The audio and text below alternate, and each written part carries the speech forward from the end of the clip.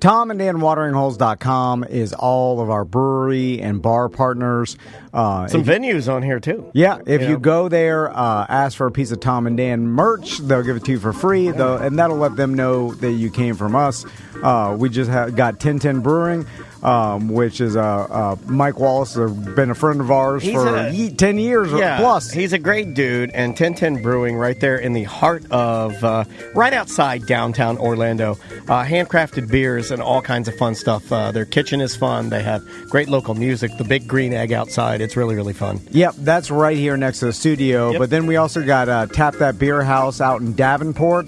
They have a ton of different craft beer that you could try, and basically they give you a pint glass, and then you go around to each individual tap, and then you determine how much beer that you want to try. I like that. I walk in, they hand me a pint glass, I pay, and then I walk around, I serve myself. Yeah, it's like a huge beer fest, and it's really nice, and it's right there in Davenport. So when you go by there, ask them for a Tom and Dan koozie or anything else promotional. Yeah, just see what they got. Now, if you're going to Sanford area, we got Celery City Craft, Weston Trading Company. We also have the Sullivan there, and that's an Irish bar. So if you want Irish fare, we got you covered there. Weston, the joint inside Weston has great food. Yeah. And then Celery City, if you want like cocktails or an array of beer that, probably you're not going to find anywhere else. Celery City Craft is the place to go. The Current Seafood Counter in College Park, delicious seafood, Salty Sisters in Cocoa Beach, Will's Pub, Little Indies, Dirty Laundry right here in Mills 50. Yeah, man. The Breeze in Kissimmee, lots of different watering holes. You could find them all at TomandDanWateringHoles.com. Welcome back to A Corporate Time. We've got Cadillac Pat in studio. How you doing? How we doing, guys? He's here, everybody. Cadillac Pat. Last time I was texting If you walk Pat, into our chat room right now, let's see if this works. Hold on. He's got a gigantic box next to him with a beach towel. Look at over that. it. If you type guest in our chat room, it says boom, and it says we are joined by our mentally ill friend. Hey, welcome. I'll take it. Welcome, buddy. So I love it. Before we get to the mystery box, shrouded with a beach towel, I want to talk to you about your trip to the mountains. Yeah. You were texting me, and you texted me some pictures of you and some dudes in the snow.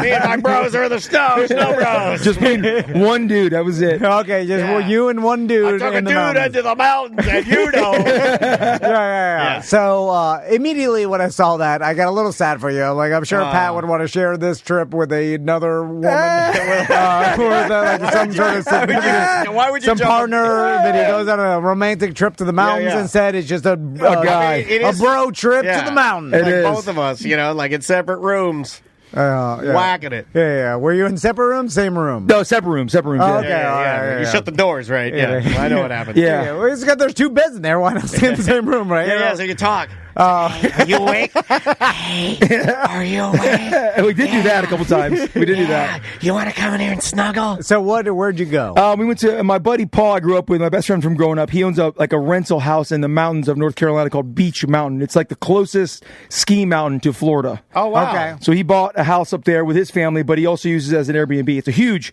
I think it sleeps like 15 people if you need to. Like it's got like 4 bedrooms, 5 bedrooms. But it's funny because nobody ever does that. I've never seen a person go like it sleeps 15 and then like 15 people go and they have like this amazing, coming of age trip. No, it's usually like a family. Like it's me. It's like a family of 3 that rents it, and we rent it, and we just run around from room to room, just messing up all the rooms. See, I don't even go in some of the rooms. But I've done that before. You gotta mess I them all up. You got to go in the game room and jump around. You got to go in the pool room and jump around. You got to go in all the bedrooms and jump around. So, did your buddy hook you up for free, or you have to pay him? Yeah, no, we go there. The cleaning fee. That's what I used to do with the Airbnb. No, that was such a cheesy way to do it. This is my 13-year-old going with him. He needs like a little help, like fixing it up. We go up there and paint a couple walls, throw some trash out, go to the Home Depot, fix a couple things up. We go for like a friend trip, but we're also doing a little work while we're there too. Barely. So your buddy's like me. Like, hey, while you're there, take this dump. I've done this before. Yeah, we did that. I've ridden to Deltona 9 different times to try try and get a goddamn hot tub.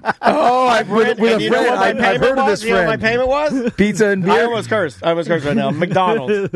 I've heard this story. Maybe. Just whatever. I was like, "Are you hungry?" And in case you're wondering, that was Old Testament Tom, not New Testament Tom. New Testament Tom. Old Testament New Testament Tom hasn't touched McDonald's. All he eats is quinoa and spinach. Wow. So, did you go skiing up there? No, we were going to go tubing. I want to try snowboarding because I'm good at skateboarding. But my buddy Paul, he's like, it's going to take you a couple days to kind of acclimate to it. But he's right. We really didn't have enough time. We got there late Sunday. Monday we were kind of doing stuff, and we got kind of behind. And then Tuesday, same kind of thing. Same kind of thing. Monday is the day in bed, and it was 0 degrees. No offense, but you're damn near 45. Yeah, two 45-year-old dudes shouldn't go tubing together. That is for kids. He had the tubing spot right by the house. I feel like two special needs, 45-year-old men, should be allowed to enjoy a day of tubing. We were acting like children and kids. I've only seen snow like 4 times. It's like the craziest snow I've ever seen. At one point, did you guys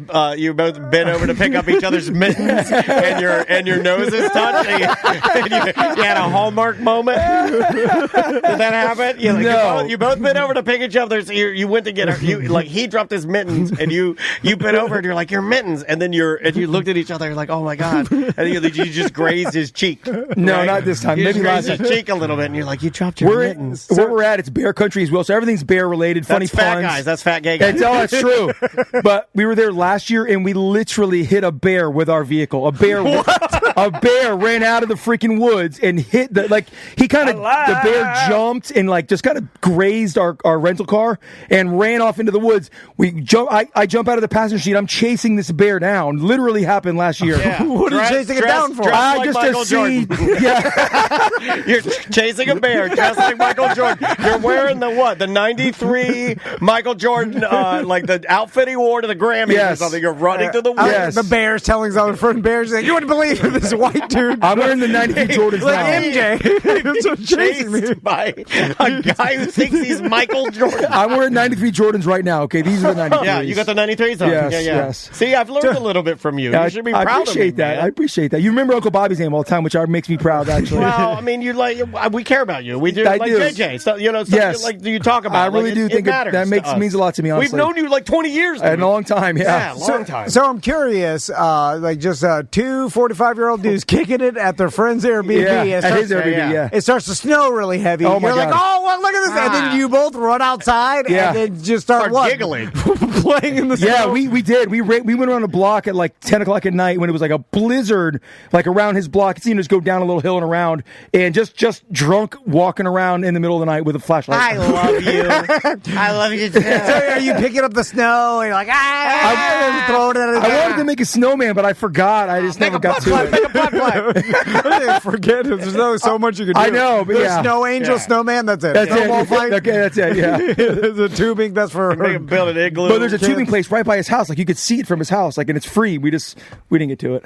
Oh, man. You know, the horrible thing about tubing is once you go down the hill, you gotta go up. You have to walk all the way. Yeah. You ever walked up a tubing hill? I mean, you are You ever winded. walked up a water slide? We are so absolutely spoiled here in Orlando. For sure. We have conveyor belts for tubes. When you go to the Carolinas or Georgia, you could be like, I don't care if you're $4, you're carrying your tube up the stairs, 9 flights of stairs if you want to ride down. Yeah. Wet and Wild was hard, like that. man. And then when you go down, you're like, all right, not that good. Not that good. Exactly what I thought was going to happen happened. Actually, I had more fun standing in the line talking to people, chirping it up with Yeah, he told me that the tubing too. He's like it's so cold, and he's like the big one. It's like you go down like 4 or 5 times. Like, bro, it's really cold. It's like it's fun, but we'd be super cold because it was 3 degrees and snowing and like windy. He was like, he's like cold. He's like, you would have fun, but man, it's cold. So we didn't. Wasn't that big of a deal. So you stayed there for a couple days. You see some snow. Yeah. You get drunk. Did a little antiquing. Did some antiquing. No, antiquing. Yeah. A lot of antique stores up there. Yeah. Two 45-year-old men staying together. Going and see. Playing in the snow. Do a little, ass slapping. The bro ass laughing. So, yeah, rhythmic. It was fun, yeah. And then I came back Wednesday. It was like a Sunday through Wednesday thing, and the flight's like an hour and 20 minutes. It's like beyond easy. All right, and then now back to work, back to your normal life. Back to hiding treasures. Yeah, no, but I told some guys about my treasures last night. We were talking about. They were asking me about treasure hunting. Like if I was to go anywhere, I'm like, you picked the right guy to talk to about this. Wait a minute, just two random guys. We're talking about. Guys are like, they're like, do you have the map? And the other guys, I was telling them we're treasure hunting. You just happen to wander some two Indiana Joneses are standing there and they're having a talk about treasure hunting, and then they're like, hey, barkeep. Yes. If you had any place in the world to go treasure hunting, where would you go? Exactly. And you put on your pith helmet and you're like, you came to the right place. I love this. This is like the beginning of a movie. Oh my gosh. And I told him that I have treasures hidden right now, and it really didn't get him too excited. I was hoping they were sound insane. That's what crazy people say when they go like, hey, barkeep, where would you go treasure hunting? And you're like, you're in luck. I got treasures hidden right here. And you're pretty loose with the term treasure. Yeah. Which most people envision like when the Goonies found the ship, and it's I'm taking it back. Yeah, it's jewels and chests rubies. full There's of some rubies. pearls. Yeah.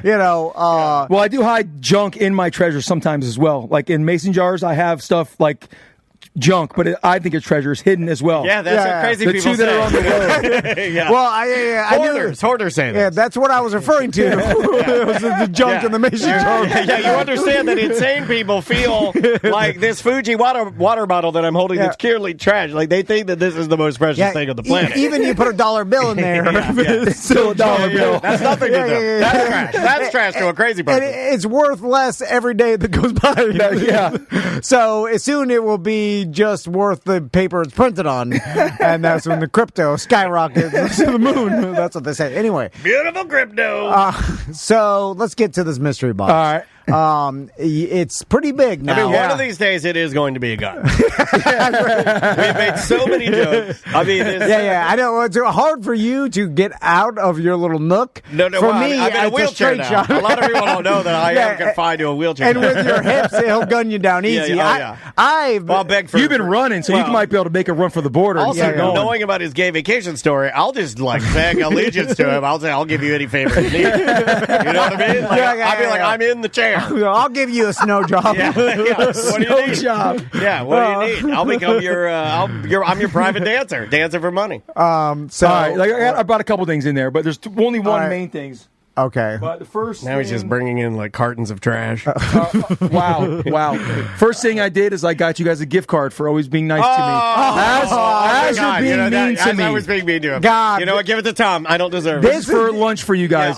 Give it to Tom. I don't deserve that. So Pat, this I'll show everybody. I'm a terrible person. It's a Publix gift card. Now, me and Daniel do have this ongoing joke we've had for damn near 25 years. I can't eat there anymore, man. I can't. Oh, really? You can get Diet Mountain Dews there at least. Yeah, I will. I'll drink them up. So this is a little behind the scenes. We don't talk about that often because we don't want people to think how horrible we are. I don't know what you're going to say. So me and Daniel... Is this about cream pie from the cafe downstairs? No. Okay, so this is not horrible because we mean no ill will by it. But me and Daniel will often find ourselves in some sort of room. Used to be the office of the radio station. Now it's this room. It's any room we're in. Got it. We find ourselves making fun. And by making fun, I mean we're saying the worst, horrible things about, and to the people that are nicest to us. That is true. It's not the bad people. It's not about the bad people. No. It's about the people that have only done nice things for us. Well, it's your love language. It's a reflection of ourselves. Yeah, and we're just making horrible jokes about them, making fun of them, making fun of the nice things they do, how good of people they are. Yeah. Just saying horrible things. And the joke's been for 25 years as we're saying these horrible, things that if they heard them, that would make them sad. You invented this joke. This is a Tom joke. And then for 25 years, we made the joke that we're saying all these things, then we turn around and the person that we're talking about is holding a cake for us. That says like, best, I love Tom and Dan. Yeah. It's like, thank you for having this on your show, whatever. Yeah. Thank you for doing thank you for being my friend. Thanks for being me. Thanks for being It just happened right now. Yeah, that's why he's pointing it out. And you're making it worse by not realizing it. And then now I want to make fun of you more. And then we see them holding the cake for us, and then we feel horrible because they heard us say these horrible things. And they've the first only time done it's ever really happened, right? Yeah. Jimmy used to be involved in this. He goes hard. Jimmy does go the hardest. We learned it from him, actually. Yeah, we did learn it's it from his him. Fault. He tried to pull us into his this web of nightmares. Horrible alt-right ways. Yeah. There used to be, I'm just going to, a character named General Burns. Oh, my God. I cannot believe you even said that. This guy just said that to pucker me. You see how quiet? You see how serious? I got serious. We never talked. We can't even say it. This guy's flying into the sun right now. We can't even say who General Burns. Lee. Oh my gosh. But Jimmy laughed the hardest at it, and that's all I'll say. And Jimmy said we're going to hell, and we don't even believe in God. And Jimmy does. Jimmy does believe in God. So you did the cake to us. Yeah, just now. I'm sorry. I apologize. We made all those gay jokes, the mountain gay. And then you gave I bring you a present. Oh yeah, I'm a present. sorry. Yeah, that's what it finally happened. It did finally happen. So, okay, well, I have to give that back to him now. How much money is it for? Let me look at the receipt here. Yeah, what's it for? All right. $25. We spend more than that every single day. Yeah, God. That wouldn't even get me into one. Jesus Christ. I was going to use it I get a vitamin water. I was going to use it for my Lexapro at the pharmacy, man. You know how expensive. Won't even make a dent in it. You know how expensive protein bars are nowadays? One sub is $25. Do you even shop at Publix anymore? Apparently not, because you gave us $25. Yeah, every day. I mean, it's at least $30 if it's $1. Sorry, keep going. Now, what else you got? All right. So I brought these. I've had this my whole life. I've been traveling around. It's been in the closet for my whole life. I brought more trash for you. We covered that in the first segment. All right. I got Coca-Cola bottles. Everybody. I did say trash, didn't I? Someone look at the patina on these. Oh my God, my wife collects these. I have. These were going to be my retirement when I got older. Okay, so this is the Shaquille O'Neal Pepsi long neck. Yeah. Oh, I have 2 6-packs of them. Shack Attack Pack. Yes. Pepsi glass bottles. And they say collector's edition, which you automatically know they're worth nothing. That's like the thing. Oh, if it says collector's, really? that means it's like Have you looked at these? I have not. Sure. Just hold the bottom. There you go. These up? I have not. Oh, they're very dusty, like American pickers. I got the patina on. I left it on there. Yeah. I would leave. Let's look them up. They can't be more than like $10. I don't want to move it. The cart. So I noticed one of them really good has shape. less Pepsi in the others. Yeah. I don't know how that happens. Does it just evaporate out of the small pinhole? Oh yeah. I mean, do you think you could still drink one of them? I mean, you probably technically could drink. I make that joke where, like, when the end of the race war happens, the end of the world happens. I've got cereal boxes with cereal, and I got soda to last us at least rations for a couple of weeks. But I mean, I've got and then original Marlins inaugural season. We are from South Florida. These are going to be worth so much money. Damn, I mean, like, again, you got to get somebody to buy this, right? Yeah, exactly. I mean, people are listing it for around $300. Really? Yeah. Like a full Shack Attack pack. Yeah, but someone's got to buy it. Yeah, somebody's got to buy it. You know, I mean, most of the time you have to look at last sold. Most of the time, they're just selling the holder for like $25. So, but I got the bottles. I got 2 6-packs of them. And then some of them range 40, 45. I mean, it's not worthless. I'll tell you that. All right, that's good to know. Yeah, I mean, some people, it's amazing that so many people collected these. No, I have they're all over the place. Super Bowl, the Georgia Dome from Atlanta. I got a whole 6-pack of these. Yeah. Well, the Coca-Cola, the main, and these are 8-ounce little bottles too. There, yeah. You get one commemorative when you go through the world of Coke. And then you got the 93 inaugural Marlins. I'm a Marlins fan, but these are probably worth nothing because Marlins are no good. But so when the Florida Marlins first started, they partnered with a Coca-Cola, and they came out with like a Florida Marlins 6-pack of Coke. And a little bit of trivia, my dad won season tickets to the first year of the Florida Marlins by spelling Coca-Cola, or spelling Marlins and the 20-ounce Coke bottle tops. We spelled it Marlins, and the A was the hard one to get.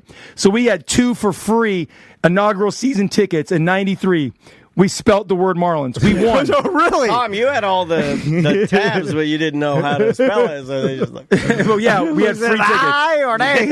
I don't know. I had them. So you and your dad were collecting the tops and trying to find like the Monopoly or all the other contests. And we had all the letters. And the A, we couldn't find. We got an A. And did you and your dad go out and buy a ridiculous amount of different Coca-Cola products to try to find the A? I don't think so. I think we just were buying buying 20-ounce bottles, and we just back in the day, soda wasn't as bad for you. You didn't realize how bad sodas were, kind of thing.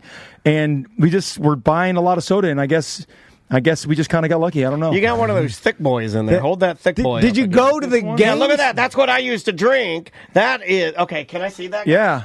Yeah, we went to, there's like 82 home games. We went to pretty much every one. And I have all the tickets and I should have brought that. I'll bring that next time. I have all the tickets in a binder, like every single one. Every single game ticket I have. Like, if the Marlins were any good, it'd be worth a lot more. This was my favorite style of soda bottle ever made.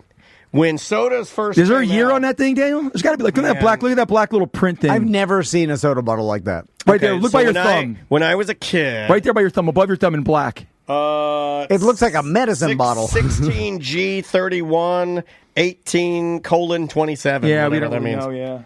But this is how sodas were. Like, you'd go to the gas station, and you could either get a can of soda, or they had these, and they were like fat guys, and it would have a twist top. Now, this has a pop-open top, but it would have like a plastic twist top on it, and they were glass.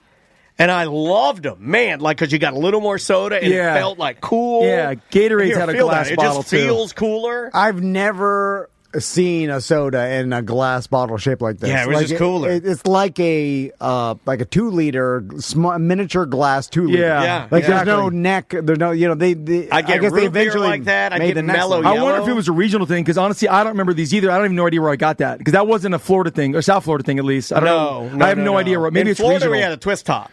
I know for a fact. It was but I've plastic. never seen that bottle either. No, that's interesting. But the shape of the regular bottle is pretty close. And then, and Grady Seasons is nailing the other part I liked. The glass bottle, what would go around the side was styrofoam. It was a little piece of styrofoam, and it was fun to pick it off. I know what you mean. It was like yes, like I know exactly what you mean. Yeah, the label was like thin, super 1/8 of an inch thick styrofoam. Like I know exactly what it means. Thin-ass styrofoam, and you could pick it with your finger. It was very satisfying to pick. That's weird. I never knew they made them out of styrofoam. It was a label. It was like beyond thin. I can remember this now too. I think like 2 liters were made of glass. I think 2, and I think they had it. 2 liters are glass, or some of them were glass. No, some of them were plastic. But, like, the little glass bottles would have the little styrofoam around the outside. I remember the New York Seltzer. What was that seltzer company? New York Seltzer there was a brand called New York Seltzer. Yeah, they were the one, and I remember you'd see the pink ones, and then Coke, Sprite had it. I know exactly what you're talking about. Yeah. The little styrofoam. But it was satisfying as a human. It's hard to explain this, and hopefully I'll hear from somebody that will also have this memory. But it was satisfying as a human to take your fingernail and pick at the styrofoam because it was wrapped tight around the glass, and it would pick through, and then you could peel the styrofoam off, and it would just like... It was almost like glue, but not glued. Yeah, it wasn't glued. It was just kind of stuck on there with, like, I don't know. Somebody email me and tell me what I'm remembering. You know what's interesting is it feels like, because my dad had multiple beer cans that were unopened in his garage, like on display, like on the top of the shelf, like near his race photos or whatever. It was like he had an old Coors Light can and some other inaugural I got some of those too. beer can. And then my stepdad had a couple unopened cans of liquid my that dad he did saved for like collection purposes. Yeah. And it's a weird. dad thing. It's an old school thing that I feel like no one ever now would ever look at a can of anything and think like, oh, this will be worth something in like 20 years. Yeah. And it was an old school mentality. Yeah, dads collected beer. My dad had 2 beers. We had a Billy beer. I got a Bush like a Bush Light with the weird top that's like the pull top. And we had the JR beer. JR, yeah. There was a Dallas. Was it JR from Dallas? Yeah, with JR. It was Dallas the show. The show. The late night, I guess, soap opera. And it was a Ewing beer or a JR beer. Hold on, I'm going to look that up. His name was J.R. Ewing, I'm pretty sure. Yeah, it was JR beer. So what made you keep these this long? Is it when you saw them, you're like, oh, this will be worth something one day? Yeah, when I was a kid, everything was going to be worth something someday. Like anything sport-related, anything Michael Jordan. But this is Michael here Jordan, it is. But... This is exactly what we had. I don't know if I can put... Yeah, there it is. It was J.R. Ewing's private stock. It was, that's exactly what it looked like. And then your dad kept it because he was like, "Oh, this is not limited edition." It probably says limited edition on it. Yeah, my dad. That's what again. This Shaq thing says collector's edition. Like, and you think there's limited amount of them, and I'm sure they didn't mass produce it like crazy. But yeah, when I was a kid, me and my buddies, all we did was collect everything you could think of. Like, And some stuff just sticks around with me. You know, like this was in my mom and dad's house until like 5 years ago, and then I just took it and put it in a closet in my house, and it's just sitting there. And it was in their house for 25 years. Like my mom and dad's house, I'm an only child, so nothing gets messed with unless I mess with it. No, really, they keep everything like you died. My mom and dad. My dad's like, all your stupid toys, I threw them in the trash. Yeah, you know, like my dad, he did, like that's, you know, they Do love they still me, live in the same house? Same house I grew up in, yeah. Oh, that's wow, pretty cool. That's unique. That's wild. And okay, their kitchen was from 1954. It's still right now 1954 kitchen. The bathrooms are from the 50s. Like the house is nothing. Oh, we don't have central air. They have a wall unit. Blood, dude. It's in the blood. Yeah. That's wild. But they never were collectors or anything like that. But my mom and dad don't really care. Like my fridge in my house right now is from 1997. I got new everything else. Like everything else in my house is pretty new. But I don't see an old fridge. I just see a fridge. And my mom and dad, I think, are the same way. Like I don't feel the need to upgrade all the time, or like I don't know. They don't have that either at all. I wish I had. My new fridge sucks. I wish I kept my old fridge. That's why I want to keep my fridge. My fridge works great. Like everybody tells me, new fridges. I want the break old school freezer on the top. It's big. That's what my mom and dad have. and it's refrigerator on the bottom. You know, I like the freezer on the top. And the door's big. I want 2 big doors. I don't want 2 little doors. I don't want ice coming out of it. I don't want water coming out of it. I want freezer, small big door on top. Refrigerator, giant door on the bottom. That's it. 2 handles. That's it. Plug it in. It's got cold and colder. That's it. My mom and dad don't have a dishwasher. Their house doesn't have one, and they just got ice in that fridge probably like 12 years ago. My buddy Paul, the same guy I had the gay trip with in North Carolina just now. Yeah. He's a plumber. He ran a water line to. He ran a water line in your anus. Oh, so it always had the ability. It just never had the water line. No, the fridge had the ability, but the house was 1954. The house never came with that. It doesn't have a dishwasher. So he went under the sink and retrofitted a little thin plastic line. That's like putting a CD player on your bike. He like glued it to the corner of the house and then just put it. It's not that hard. No, not that hard. That's why I'm like, they went there all these years without putting, like, it had the ability to make ice, and then your parents are like, not yet. No, I'm a purist. The faucets in the bathrooms are the original to the house, and they leak like crazy. Like it's completely original. They just don't care. Like the oven is 1954 oven in the kitchen. It looks does it work now? Cool, yeah, it works. Yeah, then it's fine, because I had a really old oven in my first house. It was a double oven, and Andrea still wishes we had that because we had a little oven on the little top. Baby one. Yeah, a little baby oven. You can do like a pizza for kids. It's the best oven in the world. I've got the double oven. It's the greatest thing in the world, dude. Is it original, the old school oven, or is it No, old? it's new. No, it's a good one. But like double oven rules. Oh yeah, because you got the house redone completely a few years ago. Yeah. I don't. All the old stuff is garbage. Yeah. You know, hey, technology is good. But there are some things like old school washing machines and dishwashers before all the goddamn regulations about water. Exactly. Saving water or whatever. Like old school dishwasher will use like 25 gallons of water.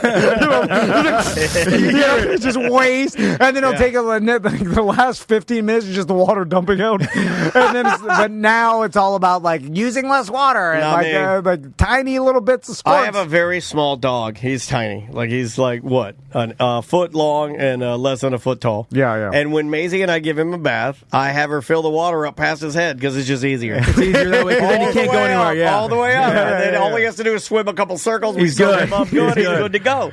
It's just hey, the right tools. You got to have the right tools. And for this, a lot of water. Yeah. I like waste. Like It's not waste. I'll heat you could fit, it would be crowded, but you could fit like 8 adults in my hot tub. Oh, yeah, it's sizable. I'll heat the whole damn thing sitting there by myself. Hell yeah. It's 100 degrees. Don't let anybody else in. Yeah, I'm sitting there with my arms stretched out. You're like Scarface. I was like, what a waste this was. It's too hot. It's too hot. I think I'll get out. Only in 5 minutes, I'm like, oh, God, too hot. Put some ice cubes in and then I see it just steaming. It's just, wait, no one's sitting there. It's hard I don't like watching TV unless it's steamed up. So where do you keep this, Pat, in your house? This is just in my closet, my spare room. I have a 3-bedroom house, and it's just me and my buddy Frank. But I keep it in the closet with all my baseball cards and endless supplies. What does Frank think of the constant sea of knickknacks? The dude bros that they think it's cool. They're like, oh, cool. Oh man, old Pepsi. Yes. it's the girlfriends and wives. Yeah. You're right. She's like, what the hell are you keeping this for? Yeah, Frank says, I'd never sell that stuff. He makes fun of it for me too. He makes fun of me for it. Yeah, but he does like it though. Like we go, like I go in Tiki and he likes tagging along sometimes. Not all the time, but I buy stuff. just for him to make fun of me, but he does like a lot of it. Though. What are some of your newest acquisitions? Though I just got a thing in North Carolina. I got a giant Pepsi can cooler. But it's like this. It's a cooler that looks like a can, a Pepsi can, and but it's literally this as big as I'm showing you. And I checked it in my checked luggage. I checked it with my luggage, and the guy checking my bag, he didn't want to even give me any time of day about it because people that work at the airport, they hate their lives. He goes, check. Also, you're having way too much fun. You're the guy on the airplane that's pretending to drink out of novelty giant. Yes. You did that, didn't you? No. Yes, you did. If I had a couple drinks in line, I would have. But I didn't look at any cute girl and hold your big Pepsi and be like, "I'm very thirsty. Hope I don't have to pee on the flight." I did when I bought it. Yeah, I knew you would. Now you got to understand, a lot of the reason they hate their lives is because of the customers. But I didn't say a word to him. But he didn't even look twice. He looked right dead eye in the face of me, and just like, "You checking 2 bags?" I'm like, "Yep." He takes. He's probably hoping there's a bomb in that Pepsi now, Pat, I can imagine that through a lifetime of your collecting, that your house has to be pretty full. No, it's not. It's not really. But I buy a lot of small stuff. I like smalls. It's easier because it doesn't take up a lot of room. Do you have you don't have any pathways that are like lined with a... No, his house. I've seen his house online and stuff, and it's not... normal. Because I'm waiting for like the one picture, and I'm like, oh, sad. They always clean one. They always clean one room. No, my house... They always clean one room. My house is very normally like... I don't think it's over. There's nothing... My garage is completely empty.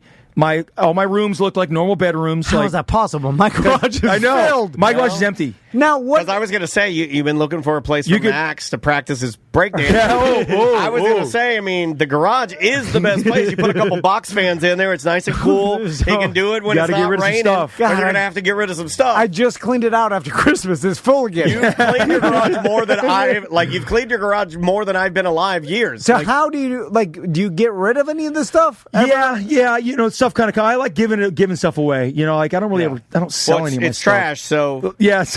Sometimes it gets thrown away. Yeah, okay. Right. I just want to clarify. Now, before we run out of time, the listener that now has a grudge with you about your Michael Jordan card. I'm glad that you remember this, Tom. Thank you. He, challenged you, said your card wasn't worth anything. Yeah. And then you got it appraised. Graded, yes. Graded. And then we found, if you listened to the show, you heard that we were speculating based on the grade that it could be worth $8,000 at the very least. We were saying, here's a little more. Wow. Hey guys, this is Cadillac Pat's hater of the Michael Jordan card. I just want to call back and say, I'm going to hold strong and say I still think that it's not real. You can send anything into PSA to get it graded. In fact, there are a lot of reprint Michael Jordans that have been graded as an 8 and are, a couple $100 maybe, whatever. But it's going to say it's going to say what it's listed. It's going to say the title of it. It's going to have everything on there. So I'm going to put my money where my mouth is. And I'm going to say, if you don't get $5 to $6K for that, or at least an offer for that, then I will go out and if you get that money, I will go out and I will buy a Michael Jordan reprint and I will eat it. And I will film myself eating it as a public apology to Pat. But until then, I'm going to hold strong. Wow. All right. Ruining dreams. Yeah, and he did say he would film himself. It does sort of sound like I will kill myself eating it, which really helps the Annie. He will not be doing that. We urge people to not kill themselves. Now, Please do not do that. Really want to see this guy eat a card. Me too. Especially a card I got to sell my card. Especially as a card that he sold or he had to purchase it for a couple $100, because that makes it even better. Now, he did say if you get an offer for it, a legitimate offer. I could easily. I could. Is there a possibility of you putting it out there for sale, getting an offer? What is the... If we mention it on the show, he's going to get an offer because somebody's going to want to see the guy. If I lowball... He said like $6,000. If I put it on eBay right now for $5,000, it'll be sold in a day. Okay, a Jordan rookie card graded 8 will be sold in an hour. Well, he's saying that the company just grades willy-nilly. I would trust this guy thinks he's real, but he has no belief in the world. No, he has no belief. If PSA or Beckett they would not have the credibility they do to put grades on cards if they were grading fake cards. No one would trust them. Norm wants you to post it on the BDM page, so the BDMs can figure it out. Yeah, absolutely. The internet detectives, they'll look at it heavy. Yeah, they'll zoom in. They'll be like, "Oh, look." Well, it's graded. It's got the Beckett it's graded in a thing. Like it's in a slab is what they call it. Okay, well, post the slab on the BDM page, and then so that everybody can nitpick it. I know. I don't want this because I don't care. I have it. I have it graded. That sounds like a man that's lying to me. No, I mean, this is what Tom does. You have to care because it's a difference between you having something's worth. Well, I know I have it. I know nothing. I know it's worth it. I mean, it's worth a lot of money. You do realize that if it's not, that the only people that win here are me and Tom. Yeah, but if this guy, I want to see this guy eat the card and be like, I was wrong. That's true. But what's even better is he would have to buy the card for a couple $100.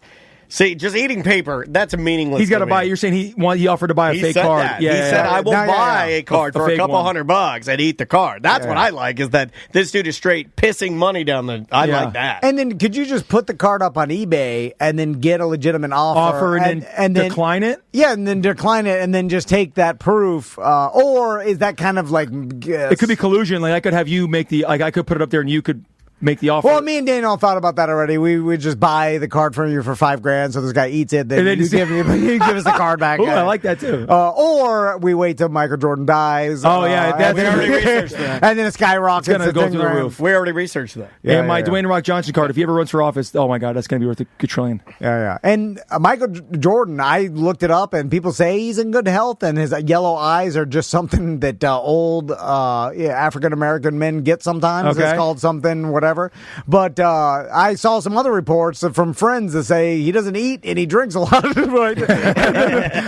I was like, yeah, I mean, if you do, he's in 60 years old, right? Yeah, 62. So you're not going to live that long if you're gambling. 61. His birthday's coming up. You're living the life. You'd think someone that rich would be like doing the biohacking with some scientist, but I don't think he's doing that. That just makes you look too creepy. I think he's smoking his cigars. Eyes are yellow. He's drinking, gambling. His birthday's right in a year. So you're a February guy, right? You don't hear much about him. You're the 19th? 15th. Yeah, it's like in a couple weeks. Yeah. Turning 43. I'm the 9th, February 9th. Okay. How old are you turning? Turning 45. Oh, yeah. Wow, I did guess it right. Yeah, you did. Wow, you did. Yeah. I forgot that time goes by and you get older. I remember you as being 42. So you just keep getting older. Oh, my God. I mean, this was acceptable back in the day, but now, oh, my God. So let's go back to your past relationships. Oh, Pat. yeah. So was there a time that you had a partner and they look at, hold on, what's that other thing you got there? Oh, he's got a gun. I told you what's happening. I brought just a bunch of packs of unopened cards that I go around and get over the years, like a bunch of like novelty Teenage Mutant Ninja Turtles, RoboCop 2. Yeah, but they're unopened, which means you're buying. But so you're buying things that were meant to be opened that are. You got a pack of Hustler cards. Yeah, Hustler. Oh, those are good ones. What do they say what does it say on the front of it? Throw it to Daniel. What does that say? These are the worst things you can give me because I'm so perverted. Look for randomly inserted specialty cards and autographs from your favorite Hustler honeys.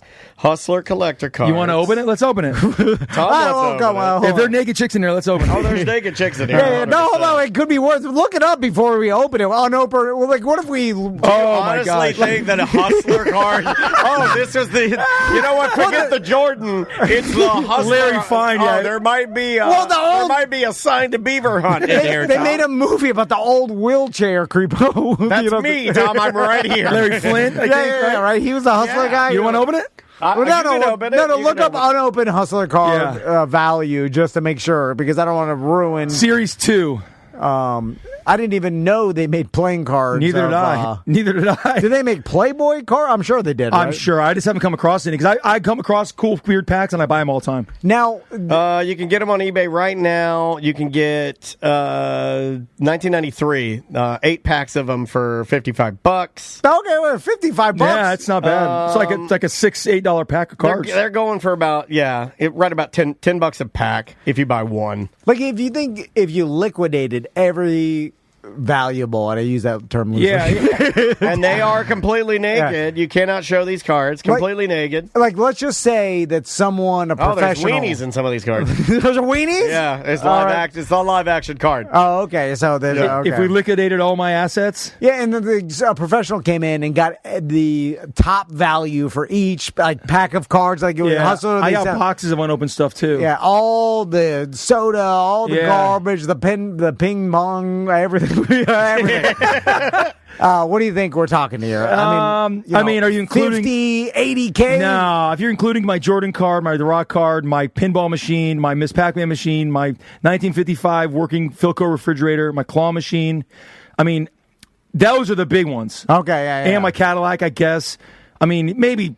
I don't even know. Not. I mean, all this stuff is not worth a lot. That's nickel and diamond. Estate I love. I added my this. And I love him. I saw him live years ago. Yeah, I added my Pac-Man machine. I added my Charlie McCarthy, my life-size Godzilla, my beanbag chair. Out of all this garbage, me and Crystal, the one thing that we both agreed that we wanted for our house at one time is the tabletop Pac-Man. Oh yeah, because we both had memories of playing sitting in bars while your parents drank steak and ale, and she used to play it a lot, steak and ale. And then I was like, I remember going to steak and ale near my grandma's house in Miami, and then I'd play that, and then she'd get me a. Mine was at Bennigan's. Shirley Temple. Yes, at Bennigan's. I would get. Well, you were just doing a fancier version of me at Down the Hatch because they had the popcorn machine, and then they had a tabletop, but they had Donkey Kong. They had tabletop Donkey Kong. You can get a new one, a new old one for relatively inexpensive. There's a place right by my house that sells them. I'll get you a price on one. Okay, because I was thinking about getting one for the studio. You can get one cheap. I love it. You can get one. I bet you on Facebook Marketplace. But you want to get the real one. You don't want to get the AN1s. No. You want to get the real one with the glass. And I want the tempered glass on the top. And I want the vintage. I mean, those you pay more money for, but then also there's just like this more. You got to get it fixed. Pizza Hut had one. Like my Ninja Turtle thing's been fully restored. If you get an original one, the thing breaks down. Well, I mean, I'll get a restored original by some crazy person like you. I got a guy. I knew you did. And a cigarette machine. I wanted one of those too. Stopped with cigarettes. I would love that. Let's see if Pat knows this. This is the challenge. And in preparation for you being here, all right, I'm going to play a commercial that I have fond memories of because it's so absolutely bizarre and crazy. It's a Nestle commercial from 1986. All right. In fact, I have the actual tape here. This was the Nestle commercial, and it was done by J. Walter Thompson. The style was based on early 20th century works of American painter Maxfield Parrish. So this is back when we actually gave a damn. So when we would do things like commercials were based on like true artistic work. Not just AI garbage now or Little Yachty yelling mumble rap. And then, we're shooting Mellow Yellow and Mountain Dew across the street. These to get a direct. Wait, why didn't you play my intro today? I was going to make you a new one. Okay. And apologies, but we got a little. All right, that's fine. We got a little in the weeds. Right. So here, tell me if you remember this commercial. It's one of my all-time favorites, and boy, is this dramatic.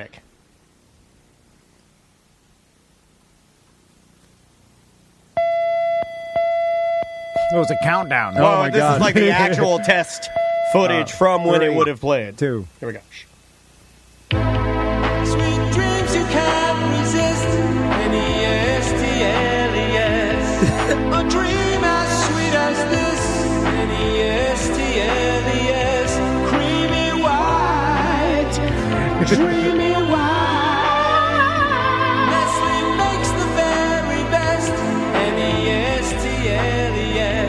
Sweet dreams you can't resist. Yeah! Do you guys remember that? Unless they've used that, I feel like I remember the chocolate coming out of the chocolate, but unless I used that before, Do you remember the song? I oddly remember the commercial. The song, dude. I was only 4 or 5 years old. When I heard this again, this came up on like TikTok or something. I heard the song. Yeah. Creamy white, dreamy white, and the lady goes. Like, I love it. I love it, man. Damn, you hit that falsetto good. That was nice. It's way more than you needed to do. You know what I mean? No, For a candy bar. I mean, were they being ironic that it's like so over the top, like dramatic because it's candy made it good? Yeah. Yeah. Oh man, I remember watching that and thinking I got to get me some of those. I was like, that's fancy. Some of that candy. white chocolate. Yeah, that's fancy candy. Well, speaking of white, this was during a time where they only used the whites. White people. Yeah. And I was like, oh, 2 white people. That's weird. 2 boring ass white people. Empowered rather because of like white chocolate. They're like, finally.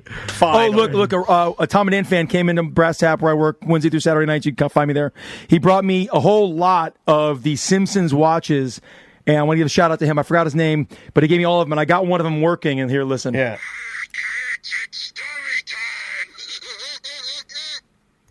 That's from 2002. Yeah, It's absolutely terrifying. 45-year-old man is wearing this. yeah. I'm wearing it to work tonight. Well, hold on. So if you have any 90s garbage you want to give to Pat. You would swing by his bar, and then you give him the trash, and he'll take you out back and show you his treasure. Does Tactical Hat still listen? Yeah. He said he has a Game Boy game for me that's old and it's hard to get. It's like the first Game Boy. Yeah. He said he's got something for me. That was like a year ago. Old Game Boy going.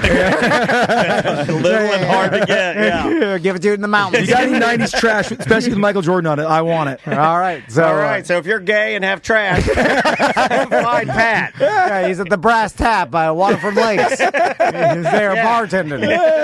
Go find his treasures. All right, Pat. All right, guys. We appreciate it. We And love you, also, buddy. follow him on Instagram. It's a fun follow. TikTok, at Cadillac Pat, one word on both of them. He's a fun follow, for sure. And we will see you tomorrow. Welcome to A Corporate Time with Tom and Dan. I'm Tom. I am Dan. We are live on Twitch and YouTube. If you'd like to join us and watch the show Monday through Friday, we start around 10:30. We go until right around 3, and we'd love to have you hang out. Just search at Tom and Dan Live at Twitch or also on YouTube. It's Spark STEM Fest at the Orlando Science Center. That's all weekend long. Tons of activities to deal with science, technology, engineering, math. A lot of guest speakers and special exhibits happening this weekend only. So if you want to be involved, become a member or just swing on by to Orlando Science Center, osc.org. You know what the kids say? And I want you to start saying, I think it'd be funny if you're like, hey, pull up. Okay, all right. I have to say it like that? You have to say it like, you have to go like, it's Spark STEM Fest at the Orlando Science Center, osc.org. Hey, pull up. Okay, all right. But it depends on what type of kid. No, says it like doesn't. that. They're all My saying son it. Maisie says it all the time. Maisie told me. Game Show Drew's here. How you doing, Drew? Hey, I'm good. I'm feeling good. Tom, I am sorry about your recent news. About what? Your big soft wiener. Hey, I don't know what that means. I know that was private at one time, but now we all know. What the hell are you talking about? You don't remember? Your wife's drawing He's on a shaking right right now. Oh, okay. I got a little scared. Drew gets so nervous when he's Your big soft wiener? Is he going to kill me finally? Because that's what I want. Death by cop. Are you trying to do death by cop? No. This guy's insane. And your wife's drawing, and we can't even talk to it. My wife's drawing is by Jeremy, the BDM Jeremy who's here. It's right there near the light. It's on the right. Good mushroom cap. So the girls in the Side Chicks group went to a bar and got drunk, and then they painted weenies on rocks as a craft. It wasn't at a bar. It was at Fair Villa. Oh, you forgot what the hell was even doing. Well, they were drinking. They were drunk. Like my wife just goes to a bar. We're like, we're going to a bar and drawing some wieners. And then your wife looked up a YouTube video on how to draw a wiener, and she did like an anatomically big softy. a ginormous flaccid. So Drew asked me today to get a BDM in here because we need another contestant. And this guy looks busy. It's his laptop. He's coming in all sweaty. Like, okay, I'm going to do it. He's working his ass off, this guy. So we have a BDM and founder, Jeremy, in today. How you doing, Jeremy? Thank you, Jeremy. Appreciate you for being here, buddy. Thanks for letting me be here. Thanks for being a founder, by the way. No problem. It's the only founder that's ever come back. Now, all the other founders, they're all dead. Hey, I've been getting a free ride for the past 4 or 5 years. Yeah, man. That's what it's all about. How's that feel? How's that feel? You know what I say to any founder now? Pull up. But I can't go on the BDM page and threaten to quit and take my $2 a month back because anymore. No. I don't pay anything. Yeah, it's true. It's true. So if the show's not good now, totally fine. Well, you paid a lot up front. We never. Those are the good years. You paid up front for the good years. We did the math and we were like, this thing won't last another 8 years. You know what I'm saying? So, but now you're getting a free ride. We were wrong, and now we have to do it because we have no other skill. Wait until Founders 2 comes out. Do it again. would have paid double. Would so. you do a Founders too? Sure. Okay. Awesome. Good to know. Okay, all right. That's what they all write that down. Write Founders too down. Yeah. Because there are a lot that won't. We learned a lot. All you got to do is ask. All right, so let's get into it. Hold on, I got to play his theme song. Oh, yeah. Because okay. every good horrible game show from the mentally challenged mind that is Game Show Drew comes with a super spicy weirdo theme song. All right. All right, hold on. Here we go. Yeah, check it. Yeah, check it. It's your man with Tom and Dan Game Show time. Check it out. It's Mr. You Know Who. It's Trivia Drew spitting these questions through your Bluetooth. Playing these games like it was lunchtime. And I know it's crunch time. You ain't gotta wait for the punchline. Every question is a lesson. Got Tom and Dan confessing. Called the Pope, he said it was a blessing. Hope you're ready for the testing. Classes in session. Better shoot your shot, Smith & Wesson. It's the best one you've done. Oh, the fart. That's the best one you've done. Thank you. Hey, you know what? Like, for the whitest person I know that only does hip-hop theme songs, that was your best work. Thanks. Your other ones have been kind of trash. That was good. See, I've got a little different take on it. Okay. Because, I figured you might. Because you just showed me Donald Trump singing Weird Job Wednesday through AI, Yeah. and through all the AI songs you've made, it's come, like, I've come to dislike human-made music now. And Your when computer brain loves the computer-made music. Yes, because it's so much smoother than the Game Show Drew's No, intros. Jackal, don't listen to him. No, chat room disagrees. They like Drew's flow. They're lying. No, they're not. Randy Moulton's in there. Jackal liked it. No. They're a all lot of bullying people me. like no. Maybe they are. That could be possible. Welcome to, I guess, the latest installment of Game Show Drew's Game Shows. Now, we've never done one with another listener, a BDM, a founder. Jeremy, thank you for being here. Now, Game Show Drew did ask Jeremy if he happened to listen to last week's ACT shows. Jeremy's too busy. He's crunching the numbers on his laptop. He's like, I got no time. He's like, I listen to ACT every once in a while. He's like, I got my wife alimony breathing down my neck. And so I thought that this, hyper listener he's trying founder. to sell ADT. He's trying to sell an ADT. He's out here. He's running. He's going door to door in Baldwin. I thought he, was well versed on all of our programming. Too stressed out. I've listened to listen to the show multiple times. Like, he finishes it and listens to it over and over. I don't think that's the case. I've heard ACT before. Okay, all right. You're familiar with the concept. Okay. So how do you think you're going to do, Jeremy? No, I'm actually one of those guys who listens to every single show. So okay, I didn't know. He said last week. So I think I listened to all of them last week. Yeah. Okay, all right. I mean, that's what most of our listeners say. We put out so much garbage. Like, I don't know. A lot. It's like every day. And have you heard the other podcasts out there? Yeah. They're pretty good. And they're really well, and they're also well organized. If I could give other podcasts a compliment for a second. Which one of us, you or I, decided, we'll do like a couple hours on Monday and a couple hours on Tuesday, then no hours on Wednesday, and half an hour on Thursday, and then like uncensored on this. It's just a goddamn mess. Celebrities are doing podcasts now. They're just telling everything you want to hear. Jordan Foley has a podcast now. That actually hurt my feelings a little bit when he said that. Oh. And I'm like, you don't plug your podcast on our podcast, buddy. I almost made a joke about, I'm like, what? This is weird. A musician has a podcast. Yeah.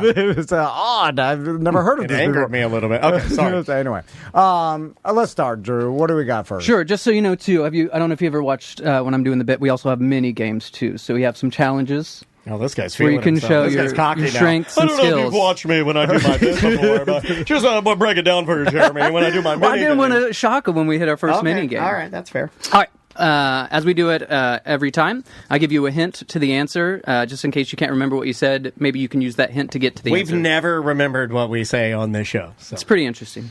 The hint, that's all.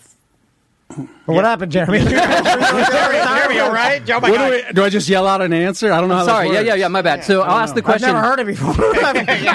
I'm a regular listener. We've done this dozens of times. Sorry, guys, let me raise my hand. I'm so unfamiliar with the show. I don't even know how this game works. You shout out your name, and then I know you're going to answer. And if you get it right, you get the point. If you don't get it right, someone else can get it. Is this the Joe Rogan? Corporate time. I thought we were going to talk about, Oh, sorry. sorry. Hint, that's all, folks. On Thursday's episode, titled No More Moofs, Kenny the Pervert told you a story about two guys getting into a fight at Johnny's other side. What did Dan call the girls there? Jeremy, Yes. soft-tail hogs.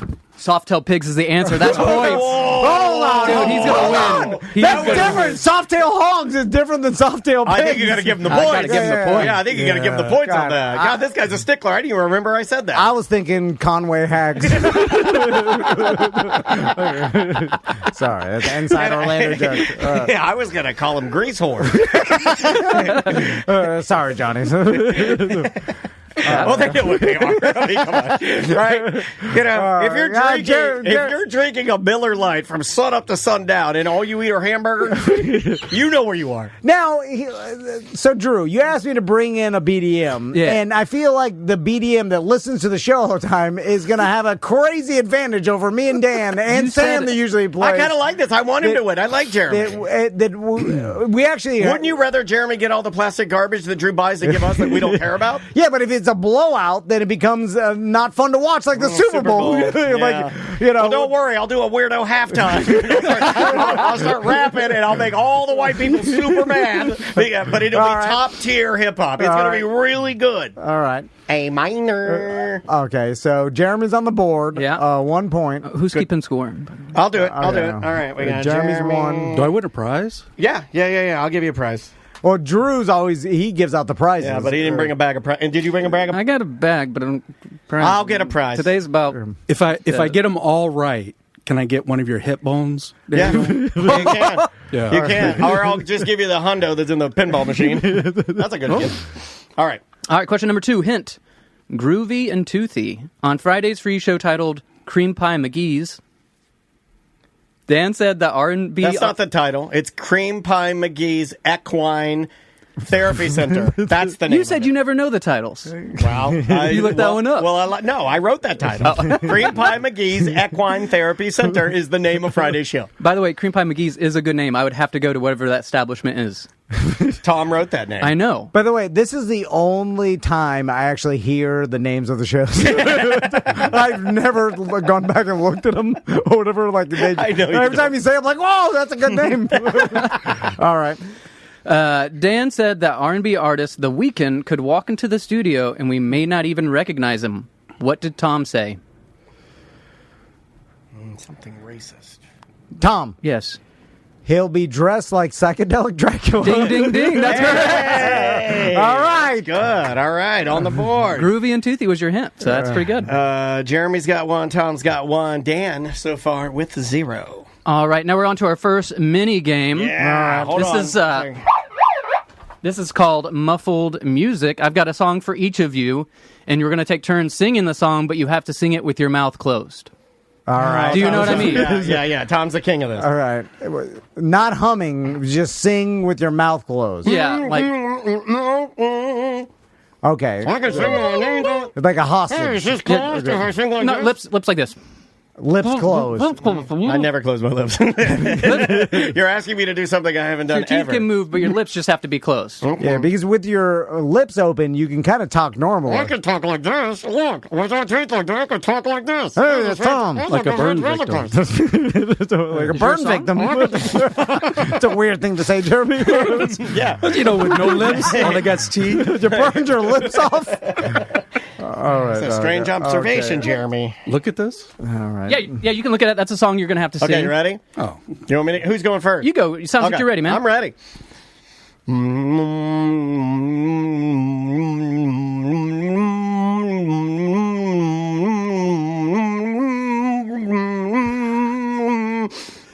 Tom, Sweet Caroline. Yeah! Great intro to the song. You didn't Thank just you. go right How'd to you the... not get that, Jeremy? The melody, it was coming to me. I would have It's in your wheelhouse. Yeah. I imagine You you're... look like you've stood up and smoked a cigarette to Sweet Caroline. No, Yeah. I'm a millennial My here. wheelhouse. I'm just saying. He's calling you old. Yeah, not old. I Yeah. just figure you're more I'm old. Dan's That's fine. age. Yeah, and Jeremy's gonna beat you Tom, up. me and Drew are, I'm a Gen Xer. You're right. Yeah, I'm a Gen Xer. Yeah. You're a millennial, right, Drew? Yep. Also, have you been working out? My Yeah. God. You look great. You do look great. Just a small shirt. Yeah. trying to, no. This guy. So He was trying to bully you a little bit. Yeah. I did just start running, though. That's a game changer. Don't run or you'll look weak like Tom. Only See run a how mile. that was such a subtle little diss? Do you see how I did that? All right. Is that I'm next or Jeremy? Jeremy can Okay. go next. Just start. I don't know if I know the beginning. Start of the wherever you want.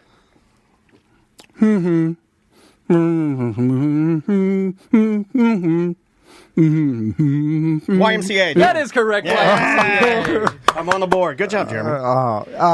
Why did you do that with your tongue? I don't know. Your tongue was swirling around your Fun. mouth. Have you ever tried to sing YMCA with your tongue swirling? It's a wild ride. It's not bad.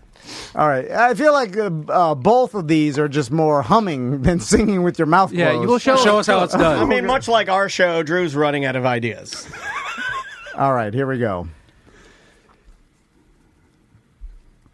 Hold on. Yeah, watch out, everybody. I can't do it when my mouth was open. Close your paper. We can see the answer. Okay, hold on. Zip up your paper.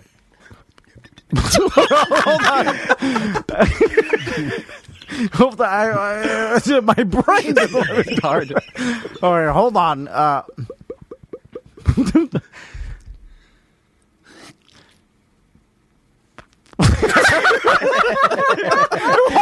I can't. You forfeit. You forfeit. No, hold on. Me and Jeremy get a point. It's my I think Jeremy and I get a point. because No. I'm trying not to hum like you guys are cheating. If you're Just sing with your mouth shut. You look like an old guy getting ready for soup.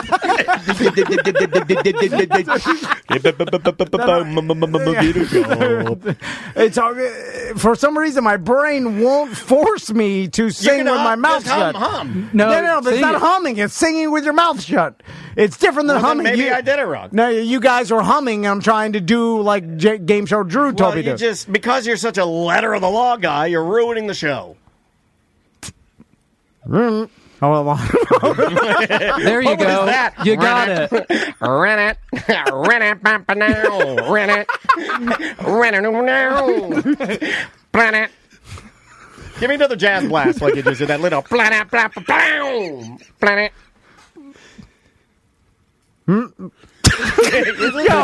hummy. We're gonna have to move on. We're gonna have to move on. The Super soaked your mic. the people at the hospital don't stay all night until you can learn to walk. It doesn't work like that. I believe in you. Come on. No, he's done. Hold on. I have to open it. I have to get the room into my mouth. Hold on. Well, that you just.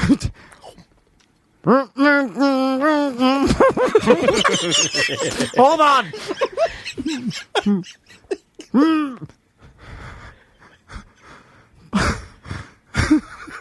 Time. Jeremy gets the point. No, hold on. I got it. Hold on. Damn it.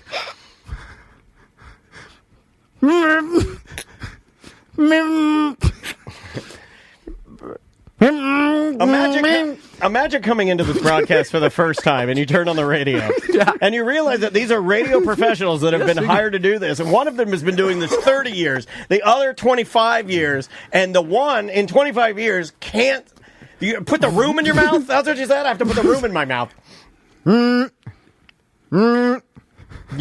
got to hum it. It looks like a Pepto commercial you're doing over there.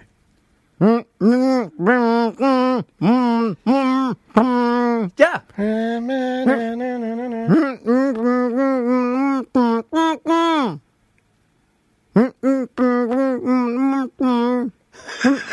Jeremy. Yeah. Hit me, baby, one more time. Yes! If nobody had gotten that after all of that, I was going to walk out of the studio. I felt bad. I did it. You win. And I sang with my mouth shut, not hummed it. All right. There we go. That was that made me sweaty. Good job, Jeremy. I'll give Jeremy a point so far. It is Tom 2, Jeremy 2, Dan 1. All right. Like that you didn't quit there. Yeah, good job, buddy. Question number 3, hint, lyrical jam. On the ACT titled Cassaberry-Maitland line, you discuss playing 90s music videos for your kids. What incorrect lyrics did Tom sing to a popular 90s song? Jeremy is broken. Jeremy's broken is correct. All right, that one stung. Yeah, that one stung me. He's broken. He's so broken. The whole song is about the kid shooting himself, but you were surprised that the video was about the kid shooting himself. That's a nice way of him saying no. Did you hear what he just said? He goes, "You said that you were surprised that the kid killed everybody," but he's like, "This is what the song is about." How dare you do that to me, Jeremy? I picked you to come in today. I made your whole year by coming in your favorite podcast, and you do that to me. He never said that. This is my favorite. Yeah, I never said that. Also, I feel like a lot of people thought it was Jeremy's broken. Yeah.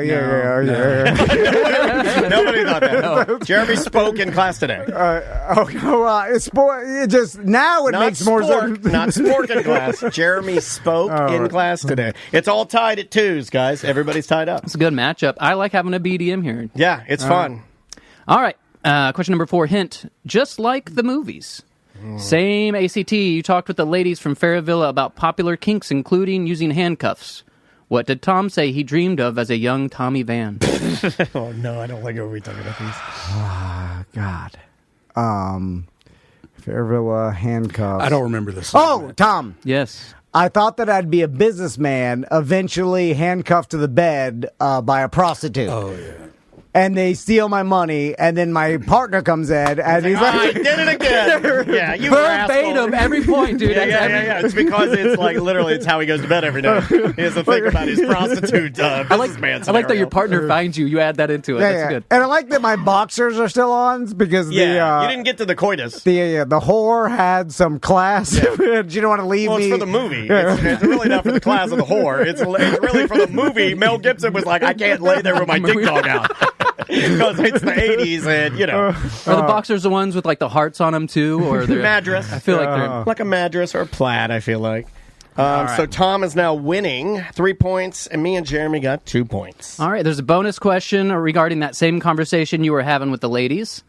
The ladies talked about bringing your romantic partner to a sex expo to see if she would get that gleam in her eye.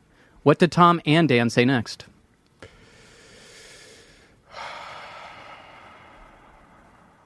We both signed at the same time. That was weird. I'm really trying gleam hard. in the eye. I'm trying to think about what I'd say now. There's no gleam. That it may be the same as before. Gleam in the eye. I'm trying to react to it. You know what else in the eye? There's something like that. Brown eye. Yeah. White eye. Hacky. So dumb. I got nothing. Jeremy, you got anything? I'm sorry, I don't remember this segment at all from last week. I don't know if I'll let you all be the judge. You kind of were dancing around it, but as soon as they said that, Dan goes, "Oh, great, I'll tell my wife for Christmas I'm going to restrain you." And Tom said, "And gleam in your eye." Oh, all right. I don't think not our best. Yeah. Gleam in your eye is kind of funny. That's pretty tacky. No, I don't know. All right, next question. All right, we're back. We're on to our mini game stuff. We're keeping it in the world of music for just a moment. We're doing weird lyrics. I've taken popular songs and switched out the lyrics for words that are similar but not the same. I'll read the lyrics. You guess the song. All right. Does that make sense? Not really. I'm with But we're moving on. When you say it, we'll get it. Jeremy, that is part of this game show, is that when he reads it, you can never go back and get it a second time. You got to go. Just go for it. All right, name the song. She's a tiny village lady existing in a solitary planet. She rode the 12 o'clock rail, heading to who knows where. He's a metro dude, delivered and taught in Lower Motown. Jeremy. Yes. Don't Stop Believing. Don't Stop Believing is correct. Wow. What? How did you get that out of that nonsense? He's using different words for the lyrics. No. Like, he's not from South Detroit. He's from... Don't give him your secrets. From Lower, you want to win? Lower Motown. Okay. So I'm singing the same lyrics, but different words for the lyrics. Okay, all Is this right. what going to a sleepover's like? Because it's horrible. At my house. Somebody kill me. If this is a sleepover, you go, I want to play a mini game. All right, here's your next one. I never rehearsed Cuban beliefs. I don't possess a highly transparent sphere. Santeria Dan. That is correct. Okay, I figured it out. Thank you, Jeremy. He gave me the key. Thank you. Key to the castle. Instead of I don't practice Santeria, I never rehearse Cuban beliefs. We're all tied at 3. This is the last one in this mini game, and we're on to the next question. I'm a beef gentleman. On a metal Bronco I cruise. Jeremy. Tom. Damn it. Jeremy? Wanted, Dead or Alive. That is correct. Yeah, Jeremy. I knew that. Bon Jovi. At this point, My favorite song. His favorite song by Bon Jovi. All right, Jeremy is in first place with 4 points. I have 3 points, and Tom also has 3 points. All right. Hint. Like a clock. On the ACT titled Florida Feud, Dan opened up to Dr. Powers about his constant diarrhea. Who doesn't know about that, right? Who doesn't know about my constant diarrhea? He also shared that when scheduling a colonoscopy, he was hung up on once he mentioned that he had diarrhea. Dr. Powers then asked, well, when is it? What did Tom say next? Jeremy. Yes. Every second? Correct. The way he said it, every second. Oh, Jeremy, that's fantastic. God, Jeremy's blowing us out of water. Yeah, this is like Eagles. Fly, Eagles, fly over here. 5 points for Jeremy, 3 for Dan, 3 for Tom. I'm going to give it to you. It's one of the best game shows you've done. I think it's because you brought Jeremy along. He's doing a great job. He is doing a great job. And it's competitive. There's some good parity here. I can't even get the ball out, Jeremy. Old man Kelsey can't catch anymore. All right, go ahead. All right, we got our last question, then it's the final minigame. Question. Hint. Oscar Martinez the Grouch. On yesterday's ACT, this was yesterday. You just talked about this yesterday. Yeah, that makes it harder. On yesterday's ACT, you ended the episode talking to Cadillac Pat. At the very end of we recorded that like 25 years ago. And that was baby Pat. And I just listened to it this morning, so... Oh, Jeremy's got the money, man. He's going to get it. It was supposed to air last week, but we got some scheduling problems. So we had to push it Boy, did yesterday. At the very end of the episode, you suggested that a certain type of guy should hit Pat up. How did Dan describe the certain type of guy? What type of guy should be hitting Pat up? God. Hint, Oscar Martinez the Grouch. A gay Muppet.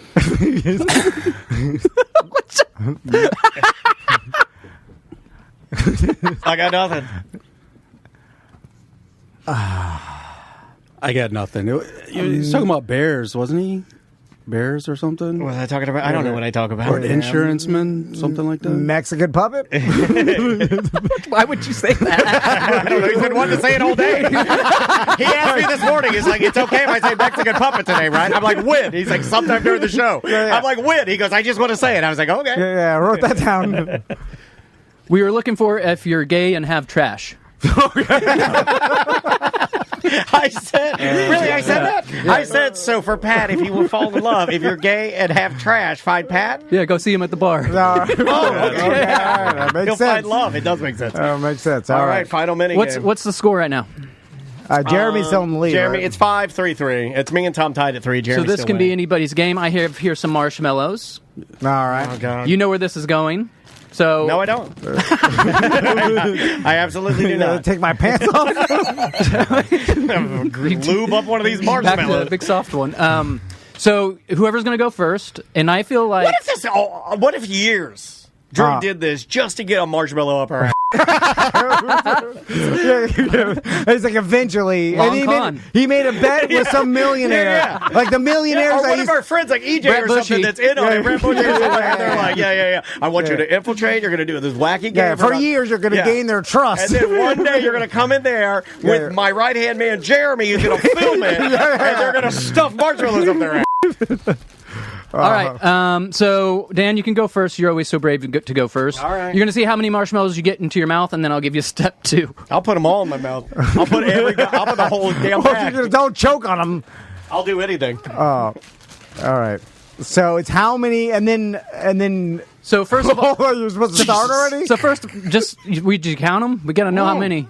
Okay, well, he's stuffing marshmallows in his mouth right All right. now. Once you've got as many as you put in there, let me know. Mm-hmm. You got that? Mm-hmm. All right. So we'll count how many that was, because in this game you're going to get 3 points for having the most marshmallows, and then you get a point, 2 points if someone can guess the movie quote that you have to read. So this is a famous movie quote that he has to say with those marshmallows. Okay, all right. All right, more humming here. Okay.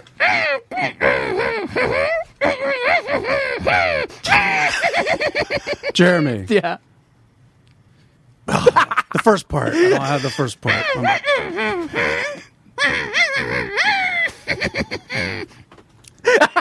Yeah, I mean, I got the second part. I can't remember the first part. Tom, Willem Dafoe Antichrist.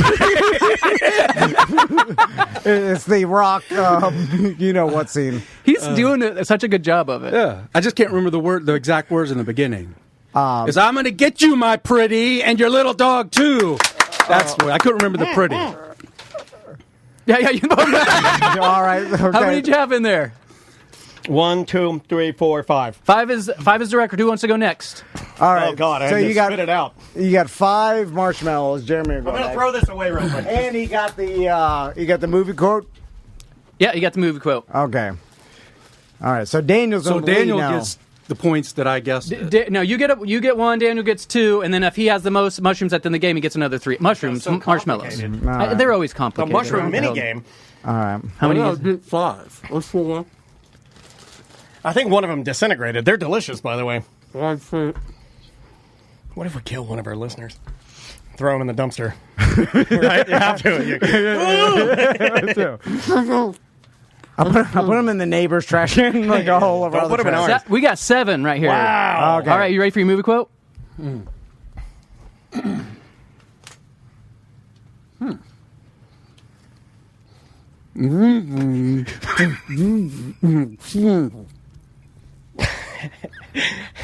Will Smith, Independence Day. Jerry Jones, Landman. Such a good actor. Oh, do it again, Jeremy.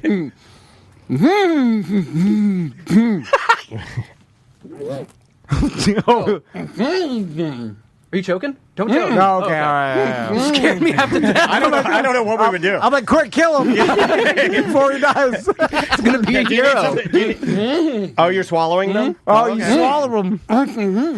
Accidentally. My God, I can hear everything. I'm a super genius now. Do the quote again. He'll get it.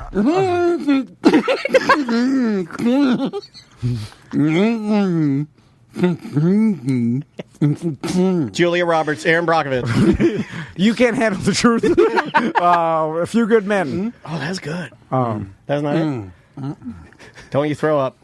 Don't you dare. Don't you dare throw up.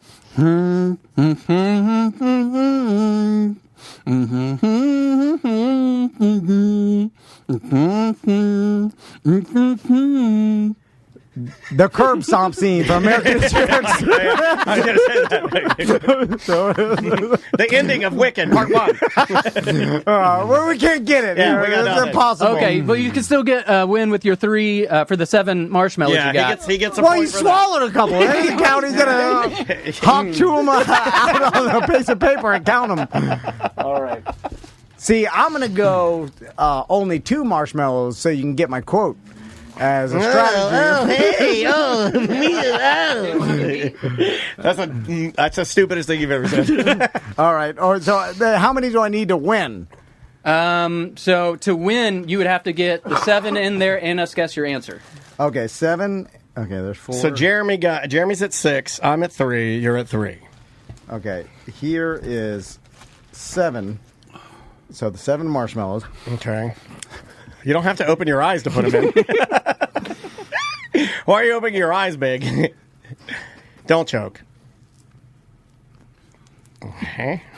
Good. Oh, he's got technique. Yeah, he really does. Like Kobayashi over here. He's just fingering them in there good. Why are they so brown? Can't read. Gotta take them out. Stuffed the premature. Stuffed all the marshmallows. I can't read the paper. Let's start over. This is part of my. I gotta make them laugh.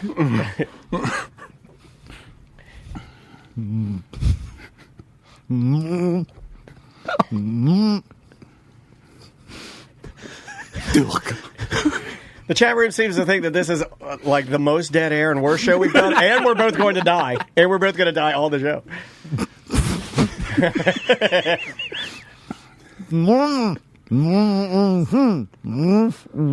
Jeremy. Yeah. Mom always said life is like a box of Damn it! You barely edged me out. Good job, buddy. Did you guys say what mine was? That's 7 for Jeremy. Oh, no, not in your hands. Not in your bare hands. Jeremy's was. Here, use the rag.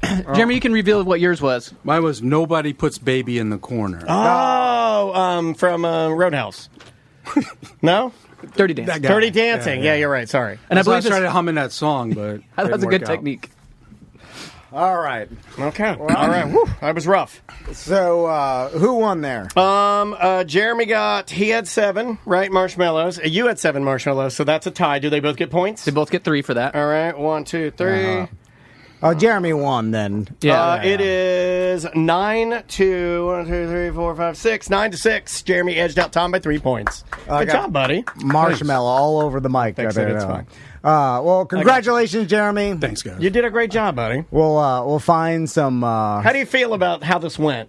What would you say about this? Good, bad, embarrassing, not embarrassing? Oh. Worth you taking time off from work to... Yeah, it's fine. Okay. Are you going to tell your friends and No. family to listen? No, I did not, but Well, you won't, right? It's embarrassing a little bit, right? yeah. Because I feel like radio at one point, it was like you go and do something on there and it's cool, but now you go and do it and you're like, yeah, that's for me. I keep that hidden in the shadows. Yeah. It's like the woodshed. You don't tell anybody you Exactly. frequent. Pie 'em up purple or pie 'em up turple. Yeah. worlds colliding. Right? Yeah. People ask me what BDM means on my truck, and I say, "Oh, it's a podcast I listen to." Yeah, don't worry about it. I like to tie 'em up purple. Well, Drew, thanks so much for doing the game. Always show a great job. This is one of your best ones, man. Thanks. Yeah, well done. All right. Well, let's take a break. We'll be right back with more Corporate Time. Welcome to Corporate Time with Tom and Dan. I'm Tom. I am Dan. We are live on Twitch and YouTube. You can find us. Just search at Tom and Dan Live. So the Orlando Science Center is doing their Spark STEM Fest this weekend. And then they bring us, like, the best guests ever. Yeah, and speaking of the best guests, he's going to be at the Orlando Science Center for Spark STEM Fest, doing presentations all weekend. Yes. Jason Latimer. How you doing, Jason? Great. Thank you so much for having me here, guys. Being here, man. And Jeff is here from the Orlando Science Center. How you doing, Jeff? I just don't have him on camera. He's just in essence floating in the room. Floating, disembodied voice of he's science. he's water vapor at this point, and we're going to get to that in a minute when we do the science experiment. I will be all elements during this. Exactly. I love that. So Jason Latimer, a world champion, a magician, and scientist. You probably know the face, the name. Yeah. And, curator, and he started Impossible Science. So let's talk about Impossible Science, Jason. So what is Impossible Science? Impossible Science is about inspiring curiosity and wonder in the education space. So it started off with a TED Talk I gave about why the world needs wonder, how the right question changes everything. That's the only thing we've ever learned in the history of humankind. New cures, new innovations, new technologies, all stem from a question that's never been asked. Oh, I see what he did. All STEM. Yeah, you like that. On the nose, right? That's how good he is. That's media training. Well, you're right, Jason. And, awesome. and like since the beginning of human time, where we saw the sun come up, and people are like, "Why is it doing this?" Exactly. What's that? Yeah. And at first it was like, "Well, that's God and magic," and then we figure out, this is why. And we slept on it for a second. Yeah. Well, exactly. When you think about it, even stuff as crazy as E equals MC squared, that had to happen. That had to be available the day before we knew about it. Yeah. We just didn't know about it until right. somebody, one of us, asked a question, and it changed the world forever. And think about all the answers that could change the world if we just had everybody asking a ton of more questions and thinking critically about it. So originally I gave this TED Talk about why the world needs wonder, and it ended up changing my life. I decided I don't really just want to do magic to trick people. I want to inspire the curiosity that could change things.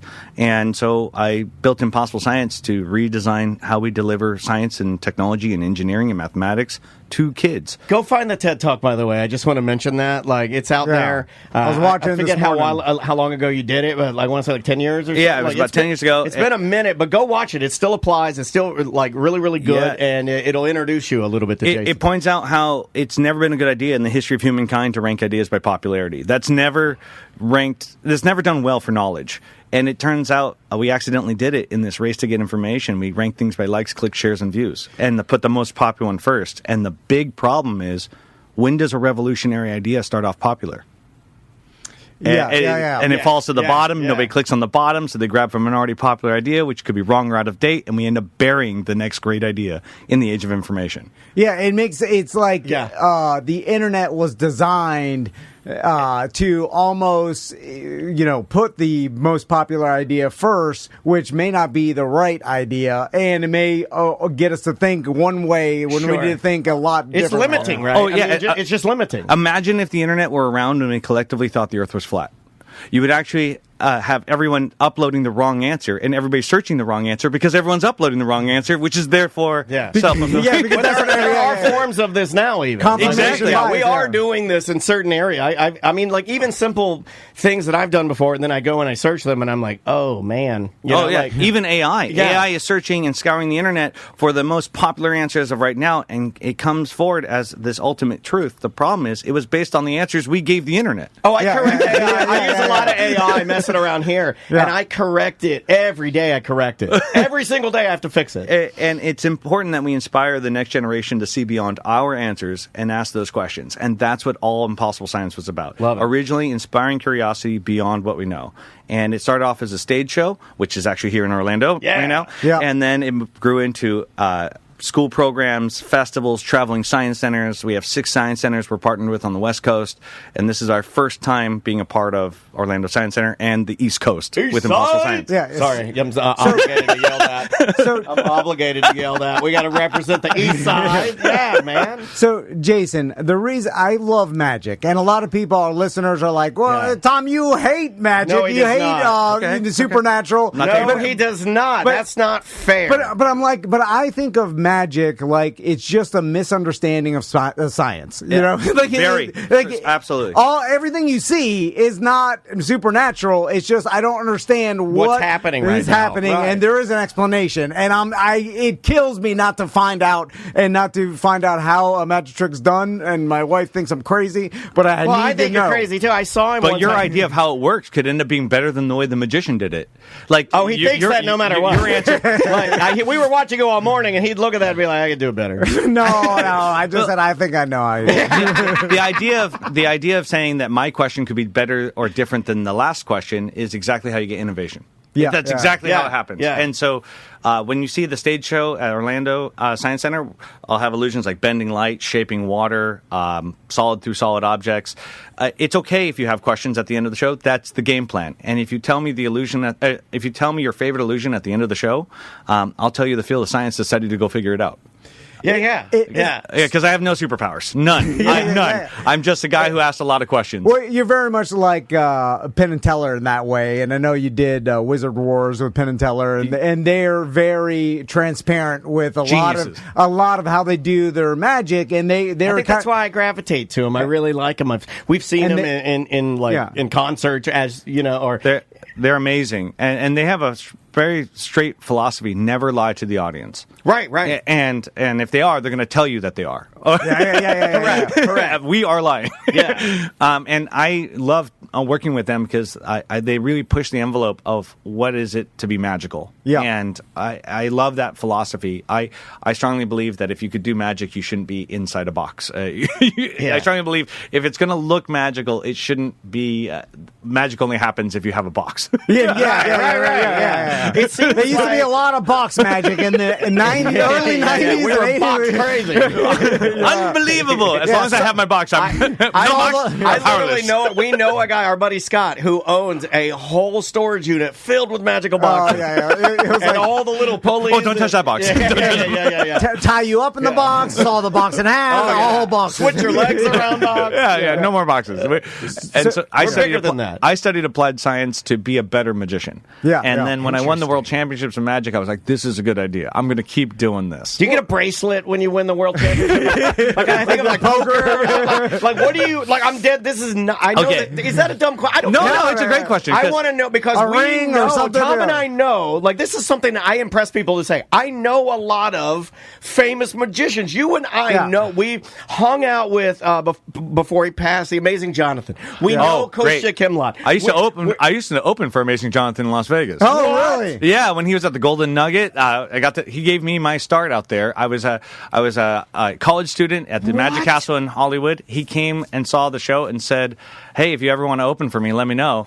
And I said, when do you want to start? He goes, I leave for Vegas tonight. I'm like, done. And I took the gear I threw it in my car. I was so excited. I drove straight to Vegas and called my family and said, by the way, I'm now in Las Vegas. I need clothing. Is that the magnet? I think that's the magnet because we have such a, like, our listeners really like him, and we had him in for like we did a show. The funniest man I've ever met. Well, he was telling us all about, like, he was doing stem cells and stuff, but it's just interesting that, like, anyway, back to the question of what you... Yeah. Well, I was just talking with Amazing Jonathan.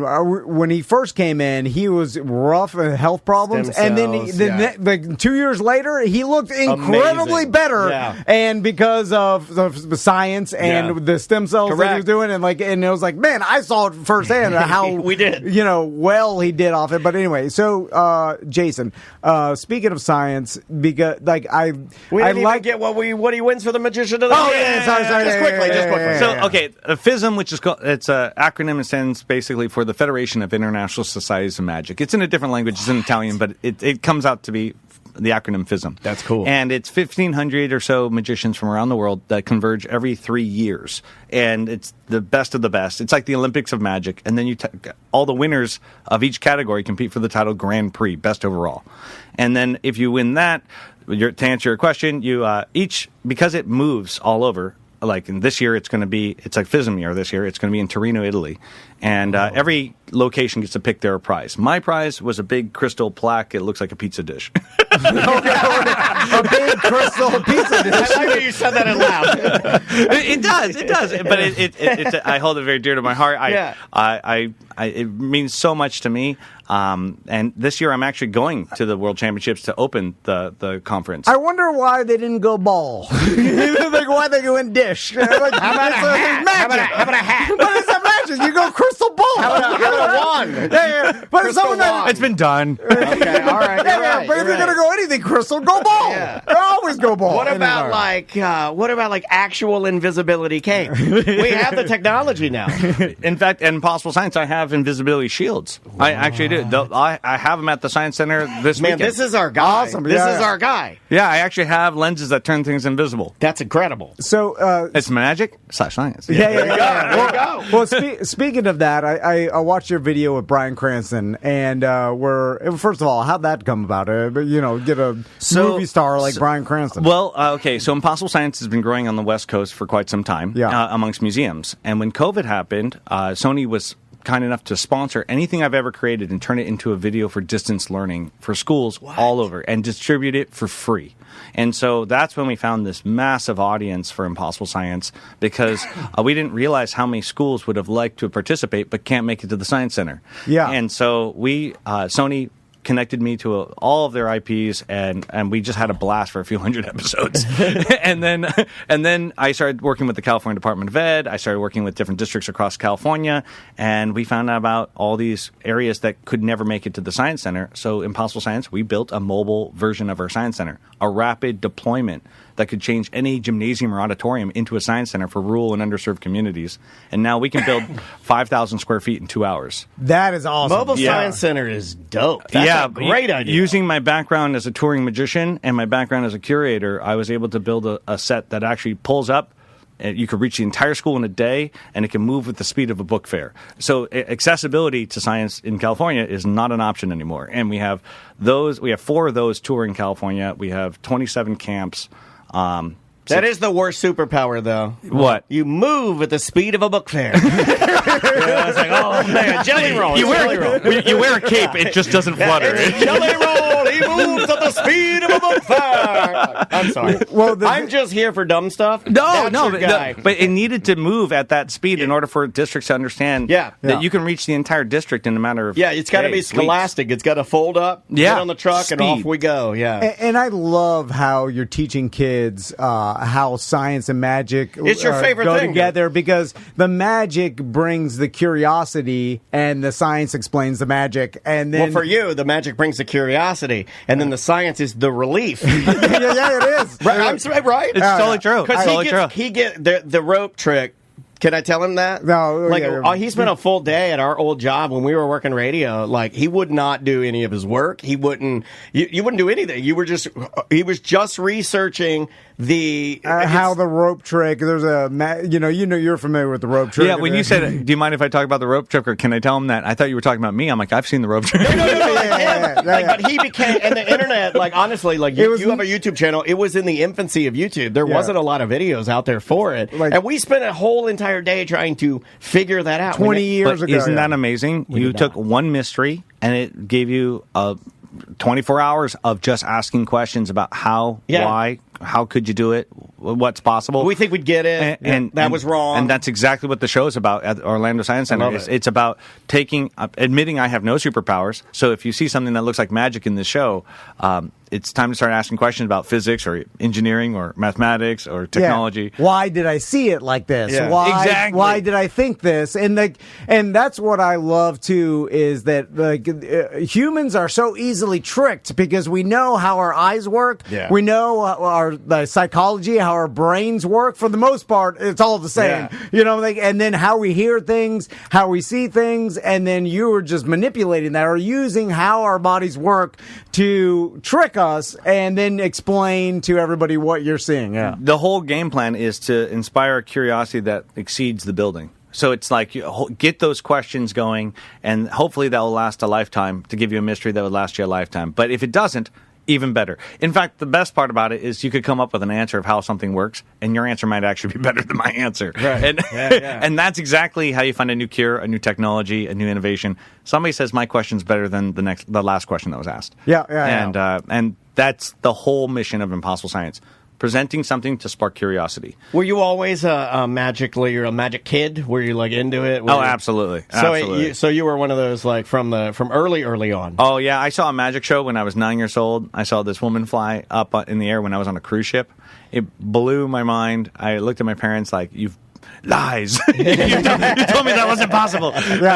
But the epiphany that came is after the show, I realized we hadn't been at port yet, and that magician is stuck somewhere on this ship. And so I actually tracked him down. I hunted him down as a 9-year-old after the show, probably trying to enjoy a vacation.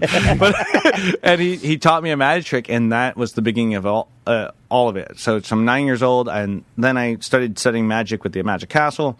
I went into science mainly to be a better magician because I don't want to do box magic. Why are we not using physics? Why are we not using engineering? Why are we not using chemistry? And that's how it all started. That's awesome. And now with the technology, I see a lot of magicians around using tech and like, I mean, speaking of like AI and visual effects and things like the technology is incorporated into magic too, which is interesting. So Jason, you're my age. I'm turning 43 literally 2 days. This isn't about you. This isn't about you. No, happy birthday. That's the point. The point being is that we grew up before the internet, right? And so when we were young and we had questions, there was an encyclopedia. There was a printed in the 70s. And then there was your dad's redneck friend that would tell you the wrong answer for anything. I'll tell you how it worked. And he was trying to spark curiosity. Yeah, he did. Just totally wrong. So what I'm curious about is like a new generation, the kids nowadays, like they can go on YouTube and find out how any magic trick's done. They can go and research anything. We have the world's information at our fingertips. And it's funny how a lot of people don't use it as a way to find the answers out. It's overwhelming and scary, I think, to some people. Yeah, you can't see the walls of the library anymore. So you don't. I've never heard that. I like that. Oh, that's thank good. you. That's in the show. You know what? You should do this for a living. You got the goods. This magic science thing really looks good on you. No, the idea behind it is kids are given what appears to be limitless information in their hands. I say limitless. It appears to be limitless. It's just all of our collective knowledge, but it's still limited, right? Yeah. The sum of our answers is just still a finite number. And, with kids, with this accessibility to information, there's less need for them, they feel, to ask a question. Because why ask a question when it's always available? See, we grew up in a spot where we didn't have it. Asking a question led to discovery. They said, I don't need to ask a question yet because it's in my hand. right? Yeah. The answers I already always have the answer, but you also got to know how to research it too, right?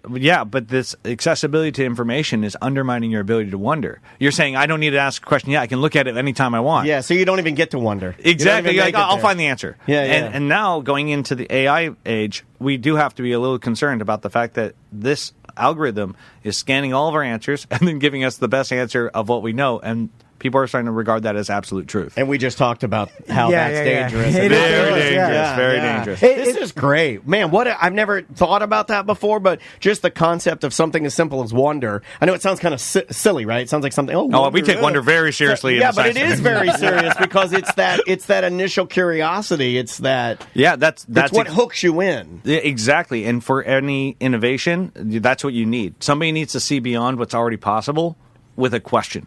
Gotcha. And that's what magic can offer. Magic can give you this insight to the future or something. Like, there was a time when we used to say mirror, mirror on the wall, and now my child says, are you FaceTiming dad? Like, right. And so, like, it's only a matter of time till technology catches up to the science fiction world. And so magic, as long as magicians are being innovative and thinking beyond boxes, we have a chance at inspiring a question that could actually become reality. Jason, is there any? I'm curious, and I asked Kosha this too. And we're going to compare answers at the end. Yeah, and then we're going to have our listeners vote on who's bet. No, I'm kidding. Has there been a trick within the past couple of years that you've seen a magician do that you haven't been able to figure out? Oh, I don't actually look at magic tricks to figure them out, to be honest. Really? I really admire the creativity of it. I really admire the thought process they must have gone through to create that. I love the showmanship behind it, and I love the story and what they're saying. I actually look at the entire picture. Now, not to say there is tons of magic out there. Social media has just been amazing. But, when it's a lot different having an audience where there's a few hundred people or more, and everybody has their own viewing angle, versus the one camera that's right in front of you, and you don't know what's going on outside of the screen. Or after I see what you're saying. Yeah, there's a lot of advantages that can be done online. Well, I was going to mention that there's a lot of online magicians and social media magicians that just use editing and then also plants and and then you're like, well, this is a movie. Well, it's a different form of entertainment. Different form of entertainment. It's not the magic. You're showing me Jurassic Park. You're just using editing and you're putting your story together. That's not. But they made a dinosaur appear. But it's like that's not really magic to me. I agree. Like magic to me is is fooling a live audience and making them tricking them and doing something that they can't understand what they just saw, and then they make them think like, well, how did that happen? There's no and then making them wonder why, and think about it. Like, how could he have done this? Right? In that respects, I'm very old school. Yeah. I even though I've done magic for television and online and the series, for me, I'm very dedicated to making sure it looks exactly like it would if you were there in person. But that's just because I was pre-internet. Yeah. I wonder if old school methods, and I wonder if a lot of that will change. Different people we've talked to. I mean, it's not like I can't imagine that there are more magicians now than there were. Because it seems like it's difficult. It requires a lot of dedication. Yeah. So I don't even know where magic is right now. I hope that we have young, and I know we do. I love magic. I'm different. Like when you and I went to see Kostya up at Christner's, and we did the steakhouse like magic. It was funny because you're there and you're enjoying it. You're enjoying it, but it's a frustration, and I'm just leaning way into it, and I'm like, fly me around. You know what I mean? Like just fly me around. When you brought that magnifying glass out, that really. Yeah, I'm in. I'm just like, I believe everything you're doing. This is real magic. I'm Peter Pan. I'm just flying around. Yeah, he's magical. Yeah, I go all in on it. It's funny. I think the internet has allowed so many new players. Like you're saying, there's probably been the same amount of magicians, but at least we can see them now. Yeah, so that's true. I think the creativity that's coming out because of the internet is just mind-blowing. But there's nothing like a great in-person live magic experience, whether it's close-up or stage. A great illusion's a great illusion, and there's nothing like seeing a in-your-face science stage show to maybe ignite a career path of some sort. Oh, yeah. Kind of hoping my daughter chooses something in science. But I've had experiences at a science center. I was at Oregon Museum of Science and Industry called OMSI. I come back every couple of years. And I came back, and I was pre-setting the show, and I went out to lunch, and this little 8-year-old girl came up to me, and she's like, Mr. Latimer, I think I figured out your magic trick from last time you were here. And I said, oh, really? What do you think? And she's like, I've been working with this things. I'm researching. I think it's an alginate. And I was like, wow, that's really close, because when I studied with alginate, I could only get it to make shapes about an inch tall. And I had a problem. It would break down with anything larger than that. But you're on the right track. And she's like, okay, I'm going to go figure it out. And she marched off. And it occurred to me that for the last 2 years, she's been researching science and chemistry to figure out a magic trick. And that's a quarter of her life. Yeah, no, I know. And how awesome it is that you inspired when you her. put it like that, it's heavy, man. It's a big deal. Yeah, you took up a lot of space in there. Yeah, for 8 years old, she's been just wondering about how to do something. And she might, I'm kind of nervous the next time I go to OMSI, she might have a better illusion than I did. Exactly. She's like, well, how do you like this unicorn? Yeah. Here, get in here. Let me see your notes. You know, Come here, kid. I need an assistant on this one. But that is cool, because you get to real time see that you inspired somebody, right? Absolutely. Like, that's neat. But this all kind of ties into I always would think about like math when I was in school of like, man, I'm never gonna need this after I graduate. I didn't get that, Gene. I'm an English major. I'm not a math man. Like, what are the chances I'm going to use geometry and I wish I had it. All this other math that probably I'm not going to use it. And then I heard Neil deGrasse Tyson talk about like it's not about learning or using this later in life. It's about learning it when you're young and learning how to learn and then figuring out how to solve it. And I feel like magic too, like teaching kids how to be curious about something starts early as well. And and maybe you don't have a curious kid, but I think you can make a curious kid, and then that stays with you forever. Being curious about how things work will benefit your life. I'm trying to find this video. Did you guys see that? I saved it for today, but it's a kid, and he just won the speed math championships, and they give him massive number, and they're just going like dang, dang, dang, dang, and he's just watching it and adding it up in his mind, and it's just this little kid. He's got his glasses on. Damn it, I wish I had the video for you. But he's sitting there and he's kind of looking at it, and you can tell he's got a process, and he's looking at it, and they're going bam, bam, bam, bam, bam, and they give him unbelievable. I don't know, 100 of them, and then he only has a less than a second to input the number, and they get to the end, and he just boom, and he hits it, and it gives a big green check mark, and the whole place goes crazy because he beat the speed record for math, and it's one of it gives me goosebumps. It's one of the cool. Go search the video. It's on TikTok. It's one of the coolest things I've ever seen. Seeing experts, or this kid is probably an expert in his field, already way better than us in math. I can give you an answer fast, but it won't be the right answer. But it will be impressively fast. It's exciting for the future because I was never that guy. I'm naturally I have to work really hard to be okay at math, and I went to the highest levels of what I was able to go through. But I struggled. I'm a C student in math. One of the things I use in the science centers to inspire kids, not only is it a magic show, but I explain the game. And I say the game is, there's never been a rule book to the game that we're playing right now. Every answer we've ever had came from us, and how do we know we're right? We don't even know if we're ultimately right. In fact, we've been pretty good at being wrong for years. And so when you think about education's really about learning the questions that were asked before you started playing. That you're just trying to catch up to the rules that we've found so far that are most likely true. And so the idea behind this game is that there's never been a rule book. We found that the right question changes everything, and education is just learning about the questions that were asked before you started playing. That's it. That's the entire thing. And you were born with the ability to wonder. So if you want to ask a question that changes the world, you need to start learning the questions that were asked before you got here, so you don't ask the same question. That's basically it. Yep. Yeah. So read. Well, another thing that I love about magic is when you see someone do a magic trick and it's really well executed.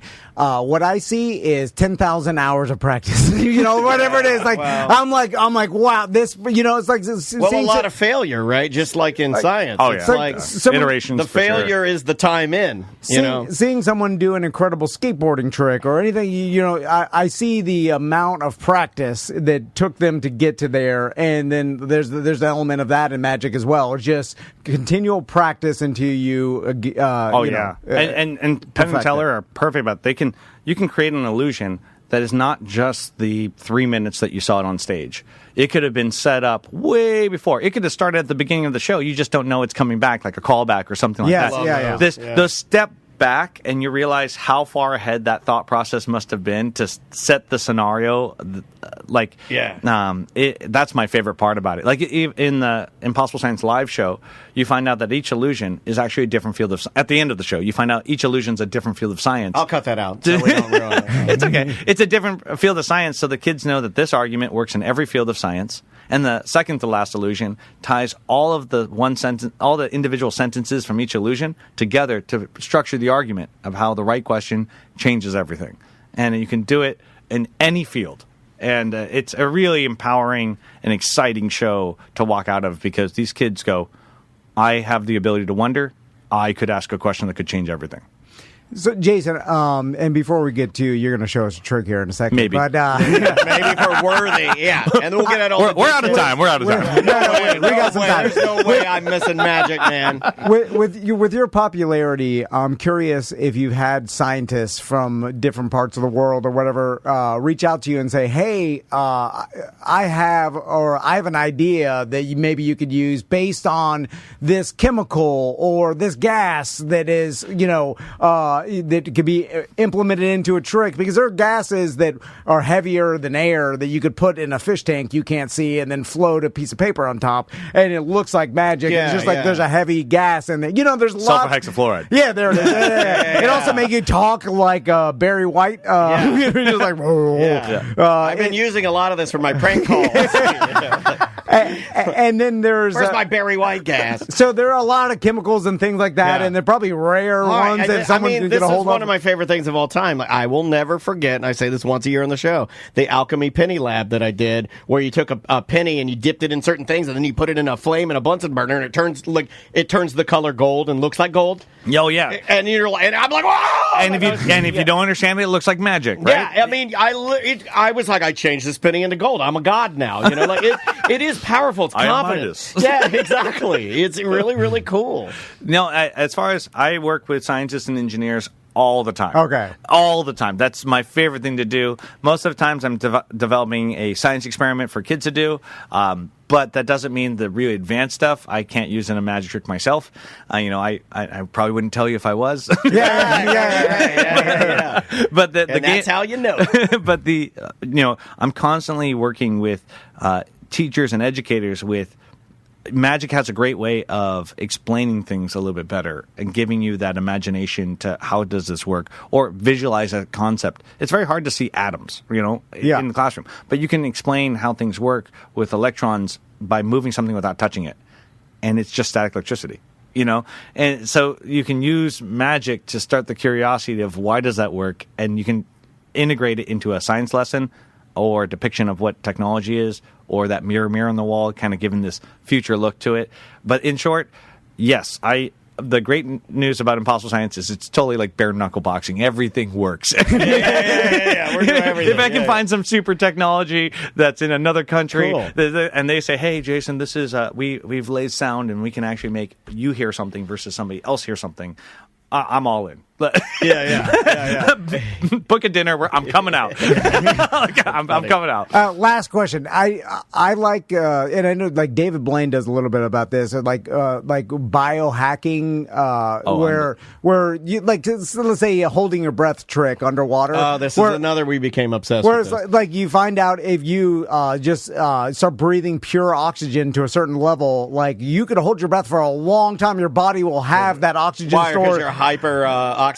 Yeah. And then so like free divers have done some of this, he realized like, hey, there's a lot, and then also learning how to manipulate your stomach and your esophagus and training yourself like a monk and meditation and things like that. All science. Yeah. But when you see it, you're like, how did you do that? It's like, lots of people have been doing this for years. He just trained, speaking of the 10,000 hours, his body to do this. Have you ever thought about like like putting magnets under your fingers or like any sort of like implants that can help you? Hold on a second. I want magnets under my fingers. That's a good idea. If I did, I wouldn't tell you. No, you got paper clips all over. Hold on a second. Give me back my iPhone. No, I mean, I could. I'm sure there's a ton of opportunities. What's it called? Anastasia, Mason Jonathan's wife. Yes, her widow. His widow. She does a lot of biohacking herself. Oh, really? Yeah, and so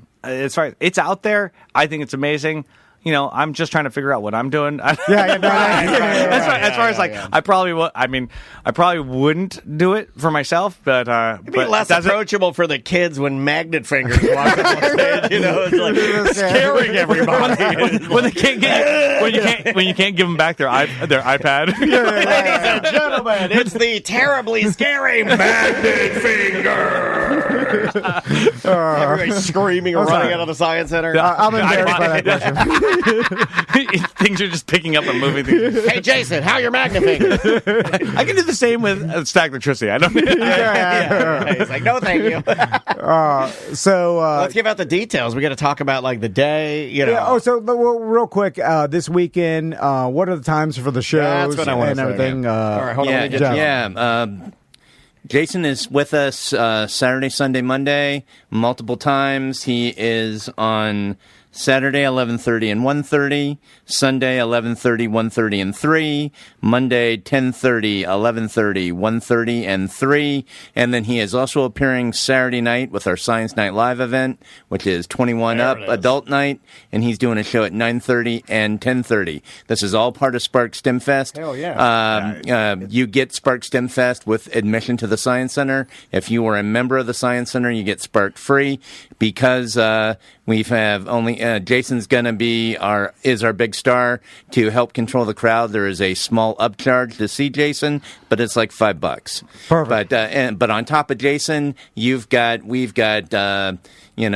robot dogs from UCF. We've got Team Witch Doctor from BattleBots doing BattleBots down there. We've got Minorities in Shark Science doing shark dissections. We've got all kinds of folks from UCF. UCF is the presenting sponsor of Spark STEM Fest. We've got Advent Health, Lockheed Martin Flight Simulators. So Saturday, Sunday, Monday, Spark STEM Fest is going to blow your minds, and we are psyched to have Jason with us. I love it, man. That's awesome. It's going to be so epic. And who doesn't love a good robot dog? Never seen one in person. I kind of feel like that's the only hook I need. It's like, hold on, I'm going to get me a coffee and go see a robot dog. Dancing robot dogs. Oh. What? All right. Dancing robot dogs all at the same time. Hold on. I mean, Jeff, that's way different than just a robot dog. Yeah. Sorry, I buried the lead. Yeah, sorry about that. You're like showing videos to your own dog at home. You're like, Look what you could do. Do they have magnet paws? That's what I want. We're going to work on that. So, Jason, let's see a trick. Okay. Do you need a different camera now? Do you need the other camera? No, I wanted to show you something a little more unique. I know that because the space was limited, I wanted to bring something small. I'm just going to thumb through here. If you would say stop anytime you like. Out of this deck of cards, by the way, they're not all the same card. It's very, if it was a deck of all like 7 of clubs, this would be a horrible trick. I'll thumb through here. If you would, tell me when to stop.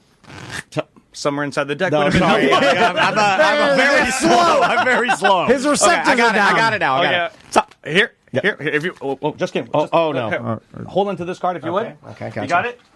Now, I'm going to try to do something completely different because I don't really like card tricks because card tricks, they look like other magicians. So I'm going to try to do something different. I'm going to draw your card on my arm. Okay. Okay? Let's see here. And Let me so see that. far... You want to see my card? You got it?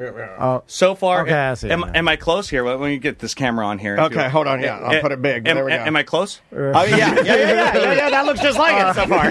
Hold on a second. This guy's good. I'll put an A. I'll put an A here. I'll put 3 dots here, and then I'll put a triangle. Now I have the Ace of Clubs. Is it the Ace of Clubs? It is not. No. Okay. All right. I'll put some dimensions on it. So now I'm going to turn this single card into a deck of cards. Okay. And now your card is somewhere in there. It is. Hold on. I figured this out. All right. So, what was the name of your... of your card. Do you have the whole thing, the whole name? Yeah, sure. 4 of diamonds. 4 of diamonds. All right. I wanted to change it up a bit. Impossible Science is not about looking like other magicians. So I'll tell you what I'm going to do. I'm going to reverse the card trick around. I'm just going to tell you what's the ending to give you the best chance at asking questions about it. Okay. I'm going to shake the drawing on my arm and cause your card to rise out of my arm. Sure. All right. All right. So which is it? The 4? 4. 4 of what? Of diamonds. 4 of diamonds. Here we go. 4 diamonds.